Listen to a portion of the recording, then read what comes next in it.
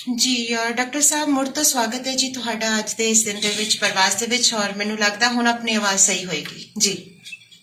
चलो हाँ जी ठीक है जी, करिए शुरू। हाँ जी जरूर जी। ठीक है जी।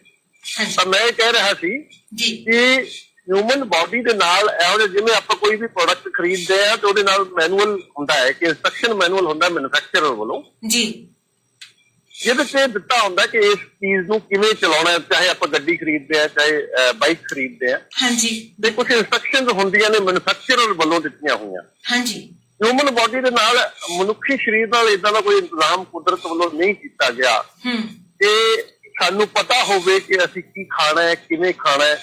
हाँ जी ਵੱਡੀ ਗੱਲ ਇਹ ਹੈ ਕਿ ਸਾਡੇ ਆਬਾਦੀ ਦੇ ਵੱਡੇ ਹਿੱਸੇ ਨੂੰ हाँ जी ਖਾਣਾ ਖਾਣ ਦਾ ਮਕਸਦ ਹੀ ਨਹੀਂ ਸਮਝ ਆਉਂਦਾ, ਅਸੀਂ ਖਾਂਦੇ ਕਿਉਂ ਆ। अच्छा आप पहली तक ਕੁਝ ਲੋਕ जी ਕੇਵਲ ਸਵਾਦ ਲਈ ਖਾਂਦੇ ਆ हाँ जी ਜਾਂ ਸਾਨੂੰ ਇਹ ਲੱਗਦਾ ਕਿ ਭੁੱਖ ਲੱਗੀ ਹੈ ਢਿੱਡ ਭਰਨਾ। ਢਿੱਡ ਭਰਨਾ हाँ जी मैं भी यही कहन लगी सी कि बहुते ਤਾਂ ਸਿਰਫ ਸਵਾਦ ਲਈ ਤੇ ਆਪਣਾ ਢਿੱਡ ਭਰਨ ਲਈ ਹੀ ਖਾਂਦੇ ਆ। ਜੀ जी ਜਦੋਂ ਕਿ ਅਸੀਂ ਜਦੋਂ ਹਿਊਮਨ ਬਾਡੀ ਨੂੰ ਥੋੜਾ ਜਿਹਾ ਦੇਖਦੇ ਆ ਤਾਂ ਸਾਡਾ ਸਰੀਰ ਬਹੁਤ ਸਾਰੇ ਕਰੋੜਾਂ ਸੈੱਲਾਂ ਤੋਂ ਮਿਲ ਕੇ ਬਣਿਆ ਹੋਇਆ ਤੇ ਉਹਨਾਂ ਸੈੱਲਾਂ ਨੂੰ ਹਰ ਸਮੇਂ ਨਿਊਟ੍ਰੀਸ਼ਨ ਚਾਹੀਦਾ, जी ਉਹਨਾਂ ਨੂੰ ਹਰ ਸਮੇਂ ਪੋਸ਼ਣ ਚਾਹੀਦਾ, ਖੁਰਾਕ ਚਾਹੀਦੀ ਹੈ। ठीक है ਔਰ ਉਹ ਖੁਰਾਕ ਕਿਹੋ ਜਿਹੀ ਹੋਵੇ ਜਿਹੜੀ ਦੇ ਵਿੱਚ ਅਸੀਂ ਸਾਡੇ ਸੈੱਲਾਂ ਨੂੰ ਸਾਰਾ ਕੁਝ ਮਿਲ ਜਾਏ, ਹਰ ਚੀਜ਼ ਮਿਲ ਜਾਏ। जी ਦੂਸਰੀ ਚੀਜ਼ ਜਿਹੜੀ ਹੈ ਉਹ ਇਹ ਹੈ ਕਿ ਅਸੀਂ ਸਾਰੀ ਉਮਰ जी ਰੋਟੀ ਲਈ ਦੌੜੇ ਭੱਜੇ ਫਿਰਦੇ ਆ, हाँ ਲੇਕਿਨ ਰੋਟੀ ਖਾਣ ਵੇਲੇ ਸਾਡੇ ਕੋਲ ਸਮਾਂ ਨਹੀਂ ਹੁੰਦਾ। सच्ची गल कही है तुसीं। ਇੱਕ ਬਹੁਤ ਵੱਡਾ ਇਹ ਮਤਲਬ ਵਿਡੰਬਨਾ ਹੈ ਸਾਡੀ, ਜਿਸ ਰੋਟੀ ਲਈ ਅਸੀਂ ਸਾਰੀ ਉਮਰ ਭੱਜੇ ਫਿਰਦੇ ਆ, ਉਸ ਰੋਟੀ ਨੂੰ ਜੇ ਅਸੀਂ ਖਾਣ ਬੈਠਦੇ ਆ ਤਾਂ ਬਹੁਤ ਜਲਦਬਾਜ਼ੀ ਹੁੰਦੀ ਹੈ ਸਾਨੂੰ। ठीक है ਤੁਸੀਂ ਮਤਲਬ ਦੇਖੋਗੇ ਹਾਲਾਤ ਇਦਾਂ ਦੇ ਨੇ जी ਕਿ ਇੱਕ ਬੱਚਾ ਜਿਹਨੇ ਮਤਲਬ ਖੇਲਣਾ ਹੁੰਦਾ ਹੈ, ਜਿਹਨੇ ਇੱਕ ਉਹਦੀ ਉਮਰ ਹੁੰਦੀ ਹੈ 5 ਸਾਲ 6 ਸਾਲ ਤੱਕ ਦਾ ਬੱਚਾ ਆਪਾਂ ਸਕੂਲ 'ਚ ਦਾਖਲ ਕਰਦੇ, ਸਰਕਾਰੀ ਸਕੂਲਾਂ ਦਾ ਇੱਕ ਸਿਸਟਮ ਹੈ। हाँ जी ਅੱਜ ਕੱਲ ਅਸੀਂ 2.5 ਸਾਲ ਦੇ ਬੱਚੇ ਨੂੰ 2 ਸਾਲ ਦੇ ਬੱਚੇ ਨੂੰ ਸਕੂਲ ਭੇਜਣਾ ਸ਼ੁਰੂ ਕਰ। ਬਿਲਕੁਲ ਜੇ ਸਕੂਲ ਨਹੀਂ ਭੇਜਦੇ ਤਾਂ ਕ੍ਰੈਚ ਬਿਠਾਇਆ ਉਹਨੇ, ਮਾਵਾਂ ਕੰਮ ਤੇ ਜਾਂਦੀਆਂ ਨੇ, ਪਿਓ ਕੰਮ ਤੇ ਜਾਂਦੇ ਹੈਗੇ ਤੇ ਦਾਦਾ ਦਾਦੀ ਕੋਲ ਇੰਨਾ ਟਾਈਮ ਨਹੀਂ ਉਹ ਸਾਂਭਣ ਤੇ ਅਸੀਂ ਕ੍ਰੈਚ 'ਚ ਬਿਠਾ ਦਿੰਦੇ ਹੈਗੇ ਬੱਚੇ।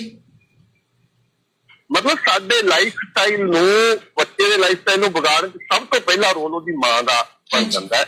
ਜੀ ਜ਼ਬਰਦਸਤੀ ਉਹਨੂੰ ਸਵੇਰੇ ਉਠਾਇਆ ਜਾਂਦਾ ਹੈ, ਹਾਂ ਉਹਦੇ ਮੂੰਹ 'ਚ ਬਰਸ਼ ਤੁੰਨਤਾ ਜਾਂਦਾ ਹੈ ਜੀ ਤੇ ਉਸ ਤੋਂ ਬਾਅਦ ਫਟਾਫਟ ਤੇਜ਼ੀ ਤਿਆਰ ਕਰ ਵੈਨ ਆ ਜਾਏਗੀ ਕਰਦੇ ਹੋਏ ਉਹਨੂੰ ਜ਼ਬਰਦਸਤੀ ਖਾਣਾ ਖਾਣ ਲਈ ਮਜਬੂਰ ਕੀਤਾ ਜਾਂਦਾ ਹੈ। ਖਾਣਾ ਖਾਣ ਲਈ ਮਜਬੂਰ ਵੀ, ਔਰ ਕਈ ਵਾਰੀ ਤਾਂ ਬੈਨਾਂ ਦੇ ਵਿੱਚ ਬੈਠਿਆਂ ਨੂੰ ਹੀ ਦਿੱਤਾ ਜਾਂਦਾ ਰੋਲ ਕਰਕੇ ਵੀ ਲੈ ਜਾਂਦਾ ਭਾਈ ਉਹਦਾ ਪਰੌਂਠਾ ਖਾ ਲੈ। ਜੀ ਜਾਂਦੇ ਖਾ ਲੈਣਾ। ਹਾਂਜੀ ਕਿਉਂਕਿ ਸਾਨੂੰ ਇਸ ਗੱਲ ਦੀ ਸਮਝ ਨਹੀਂ ਹੈ ਕਿ ਖਾਣਾ ਜਿਹੜਾ ਹੈ ਉਹਦਾ ਮਤਲਬ ਕੀ ਹੈ। ਹਾਂਜੀ ਅਸੀਂ ਉਹਦਾ ਸਕੂਲ ਜ਼ਿਆਦਾ ਇੰਪੋਰਟੈਂਟ ਹੋ ਗਿਆ, ਉਹਦੀ ਬੈਨ ਜ਼ਿਆਦਾ ਇੰਪੋਰਟੈਂਟ ਹੋ ਗਈ, ਬਾਕੀ ਚੀਜ਼ਾਂ ਜ਼ਿਆਦਾ ਇੰਪੋਰਟੈਂਟ ਹੋ ਗਈਆਂ, ਲੇਕਿਨ ਉਸ ਬੱਚੇ ਦੇ ਡਾਈਜੈਸ਼ਨ ਦਾ ਕੀ ਹੋਏਗਾ, ਉਹ ਖਾਣਾ ਉਹਦੇ ਅੰਦਰ ਜਾ ਕੇ ਕਿ ਉਹਦੇ ਸੈੱਲਾਂ ਨੂੰ ਭਰਪੂਰ ਪੋਸ਼ਣ ਦੇ ਪਾਏਗਾ ਕਿ ਨਹੀਂ ਦੇ ਪਾਏਗਾ।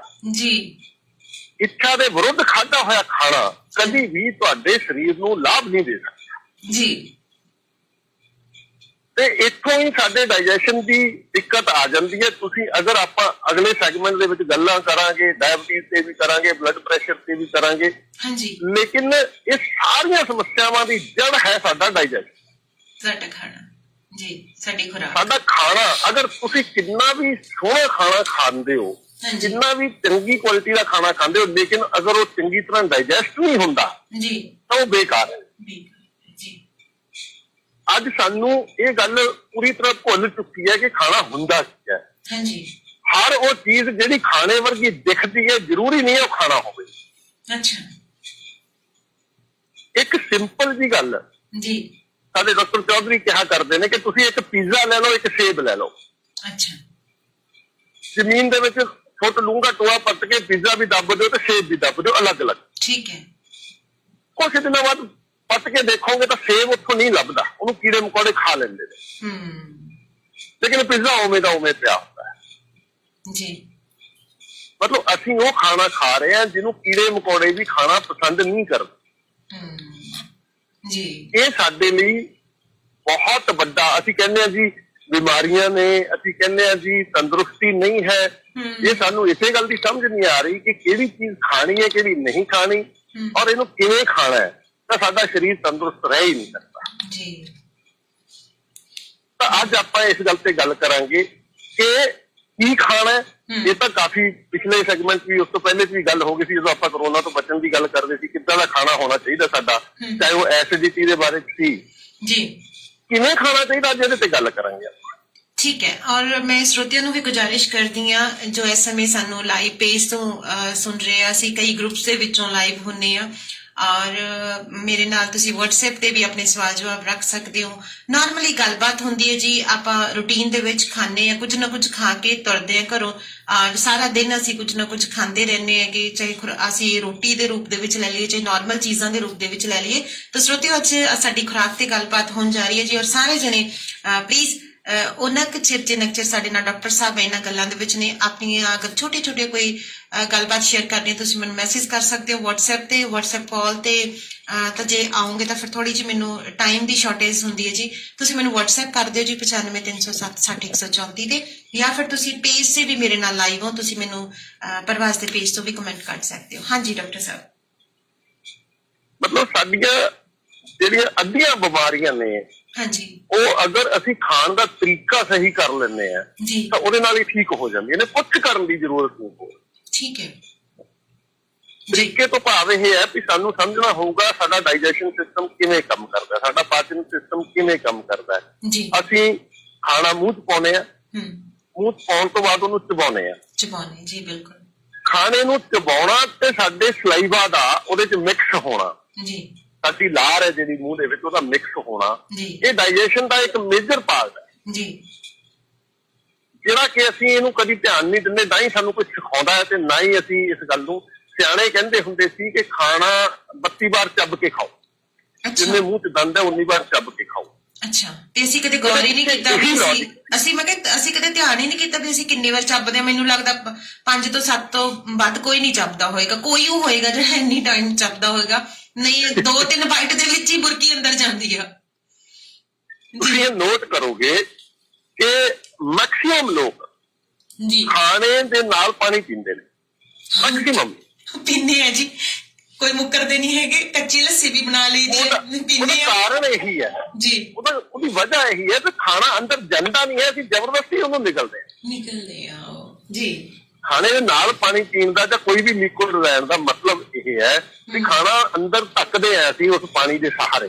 ਜੀ, ਜੇ ਅਸੀਂ ਖਾਣੇ ਨੂੰ ਮੂੰਹ ਚ ਪਾ ਕੇ ਅੱਛੀ ਤਰ੍ਹਾਂ ਚਬਾਉਂਦੇ ਆ ਜੀ, ਜਦੋਂ ਤੱਕ ਉਹ ਲਿਕੁਇਡ ਨਹੀਂ ਬਣ ਜਾਂਦਾ, ਹਾਂਜੀ, ਮਤਲਬ ਉਹਨਾਂ ਸਮਾਂ ਅਸੀਂ ਖਾਣੇ ਨੂੰ ਚਬਾਈਏ ਜਦੋਂ ਤੱਕ ਉਹ ਅੱਛਾ ਪੇਸਟ ਬਣ ਜਾਏ, ਉਸ ਤੋਂ ਬਾਅਦ ਅਸੀਂ ਅੰਦਰ ਲੈ ਕੇ ਜਾਂਦੇ ਆ, ਲਗਾਉਂਦੇ ਆ ਉਹਨੂੰ। ਹਾਂਜੀ, ਤਾਂ ਮਤਲਬ ਉਹ ਜਿਹੜਾ ਖਾਣਾ ਪੂਰਾ ਮਤਲਬ ਸਾਡੇ ਸਰੀਰ ਨੂੰ ਪੋਸ਼ਣ ਦੇਗਾ, ਉਹ ਪੂਰੀ ਤਰ੍ਹਾਂ ਡਾਈਜੈਸਟ ਹੋਏਗਾ ਤੇ ਸਾਡੇ ਬਲੱਡ ਦੇ ਵਿੱਚ ਅੱਛੀ ਕੁਆਲਿਟੀ ਦੇ ਇਨਗਰੀਡੀਐਂਟ ਜਿਹੜੇ ਆ ਉਹ ਮਿਕਸ ਹੋਣਗੇ।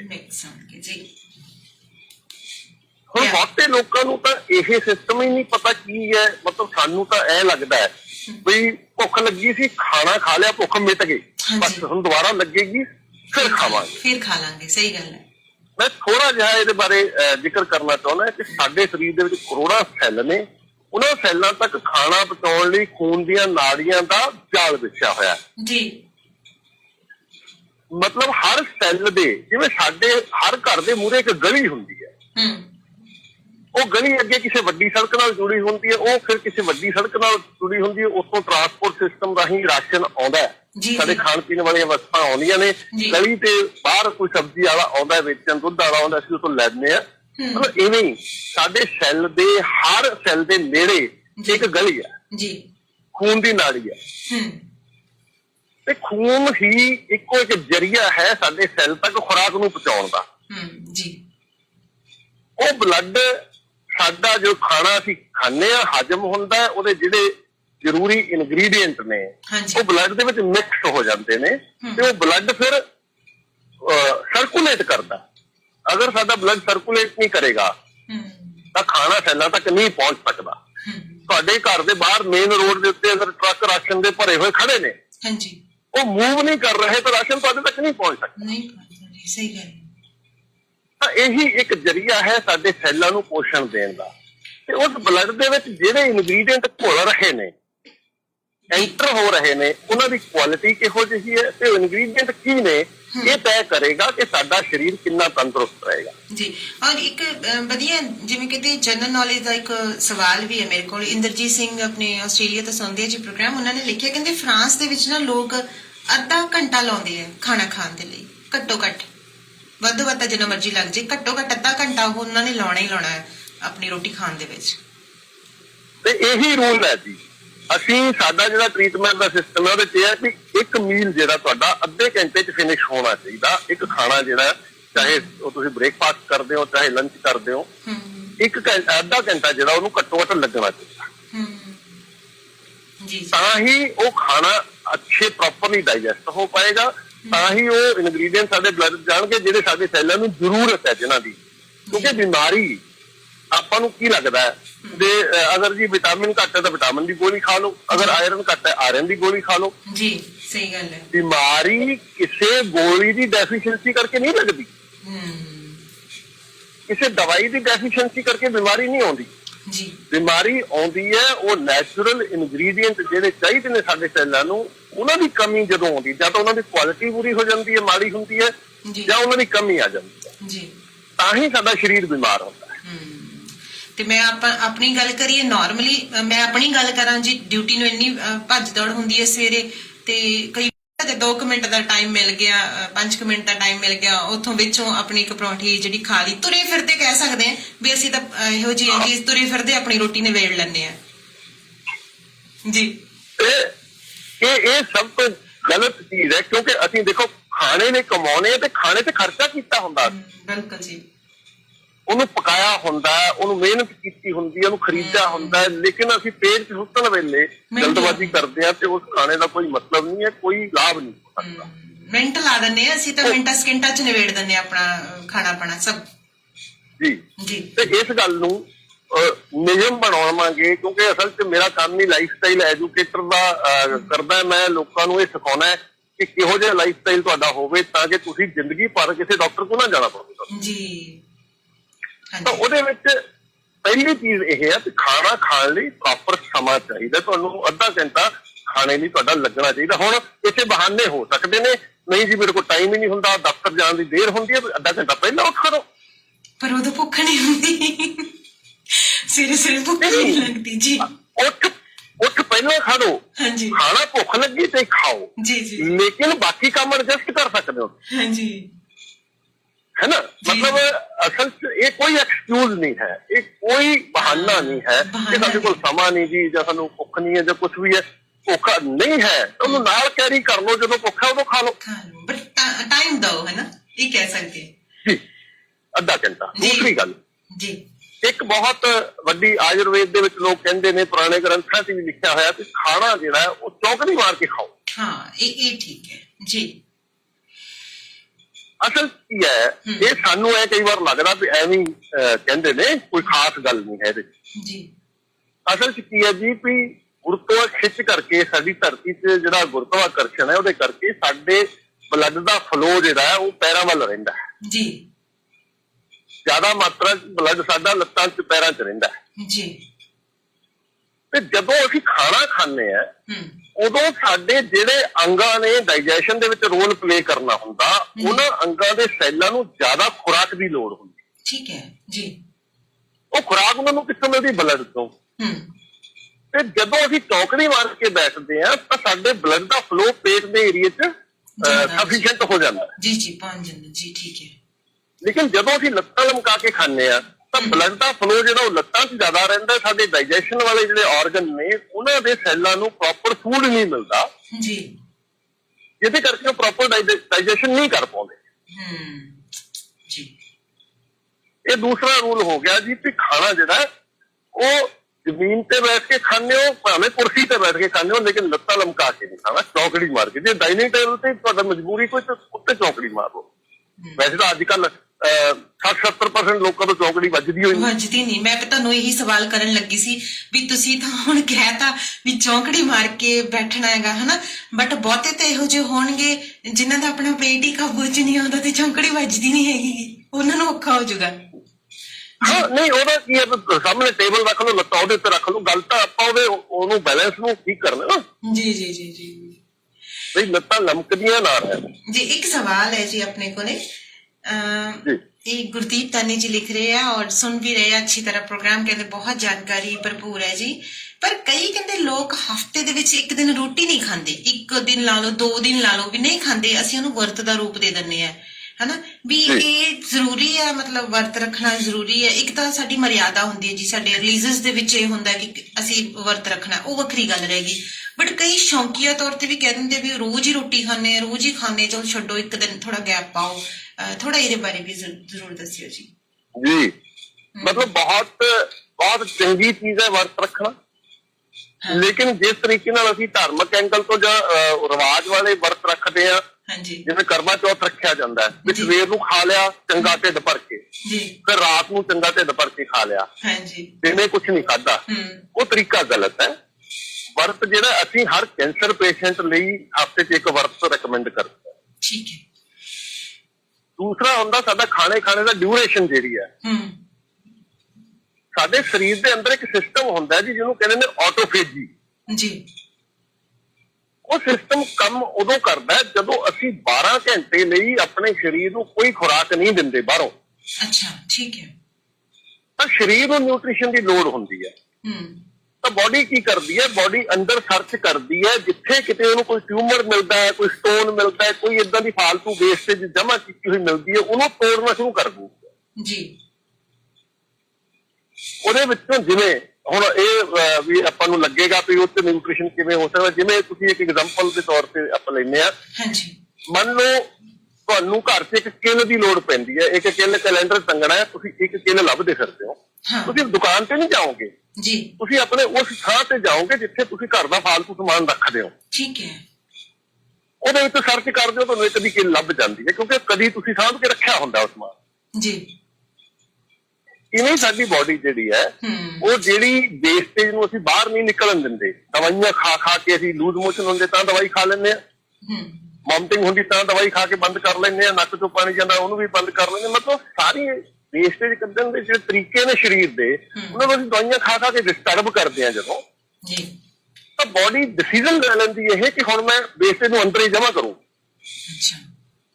ਠੀਕ ਹੈ। ਜਦੋਂ ਅਸੀਂ ਧੱਕਾ ਕਰਦੇ ਆਬਵੀਅਸਲੀ ਕਿ ਸਾਹਮਣੇ ਤੋਂ ਫਿਰ ਧੱਕਾ ਹੀ ਹੁੰਦਾ ਹੈਗਾ। ਹਾਂ ਮਤਲਬ ਬਾਡੀ ਕਲੀਨ ਕਰਨਾ ਚਾਹੁੰਦੀ ਹੈ ਆਪਣੇ ਆਪ ਨੂੰ, ਲੂਜ਼ ਮੋਸ਼ਨ ਕ੍ਰੀਏਟ ਕਰਦੀ ਹੈ, ਤਾਂ ਅਸੀਂ ਦਵਾਈ ਲੈਂਦੇ ਹਾਂ, ਬੰਦ ਹੋ ਜਾਂਦੇ ਨੇ ਲੂਜ਼ ਮੋਸ਼ਨ, ਤੇ ਉਹ ਜਿਹੜੀ ਵੇਸਟੇਜ ਉਹ ਬਾਹਰ ਕੱਢਣਾ ਚਾਹੁੰਦੀ ਹੈ ਉਹ ਕਿੱਥੇ ਜਾਏਗੀ। ਉਸੇ ਵੇਸਟੇਜ ਨੂੰ ਜਦੋਂ ਅਸੀਂ ਬਾਰ-ਬਾਰ ਮਨਾ ਕਰਦੇ ਹਾਂ, ਬਾਡੀ ਨੂੰ ਰੋਕਦੇ ਹਾਂ, ਡਿਸਟਰਬ ਕਰਦੇ ਹਾਂ ਉਹਦੇ ਸਿਸਟਮ ਨੂੰ, ਤਾਂ ਫਿਰ ਬਾਡੀ ਡਿਸਾਈਡ ਕਰ ਲੈਂਦੀ ਹੈ ਕਿ ਹੁਣ ਮੈਂ ਇਹ ਵੇਸਟੇਜ ਅੰਦਰ ਹੀ ਜਮ੍ਹਾਂ ਕਰਨੀ ਹੈ। ਫਿਰ ਉਹੀ ਵੇਸਟੇਜ ਹੁੰਦੀ ਹੈ ਜਿਹਦੇ ਤੋਂ ਟਿਊਮਰ ਬਣਦੇ ਨੇ ਜਾਂ ਸਟੋਨ ਬਣਦੇ ਨੇ ਜੀ। ਰਸੌਲੀਆਂ ਪੱਥਰੀਆਂ ਜੋ ਵੀ ਅੰਦਰ ਸਾਡੇ ਪੈਦਾ ਹੁੰਦੀਆਂ ਨੇ, ਉਹ ਉਹੀ ਵੇਸਟੇਜ ਹੁੰਦੀ ਹੈ ਜਿਹੜੀ ਅਸੀਂ ਸਰੀਰ ਤੋਂ ਬਾਹਰ ਨਹੀਂ ਕੱਢਣ ਦਿੰਦੇ ਜੀ। ਤੇ ਜਦੋਂ ਅਸੀਂ 12 ਘੰਟੇ ਲਈ ਸਰੀਰ ਨੂੰ ਬਾਹਰੋਂ ਖੁਰਾਕ ਨਹੀਂ ਦਿੰਦੇ ਤਾਂ ਬਾਡੀ ਸੈੱਲਾਂ ਨੂੰ ਨਿਊਟ੍ਰੀਸ਼ਨ ਦੀ ਲੋੜ ਹੁੰਦੀ ਹੈ, ਬਾਡੀ ਉਸ ਵੇਸਟੇਜ ਨੂੰ ਤੋੜਦੀ ਹੈ, ਉਹਦੇ ਵਿੱਚ ਸਰਚ ਕਰਦੀ ਹੈ, ਥੋੜਾ ਬਹੁਤਾ ਬਚਿਆ ਖੁਚਿਆ ਜੋ ਨਿਊਟ੍ਰੀਸ਼ਨ ਹੁੰਦਾ ਉਹ ਸੈੱਲਾਂ ਨੂੰ ਦੇ ਦਿੰਦੀ ਹੈ, ਬਾਕੀ ਫਲਸ਼ ਆਊਟ ਕਰਦੀ ਹੈ।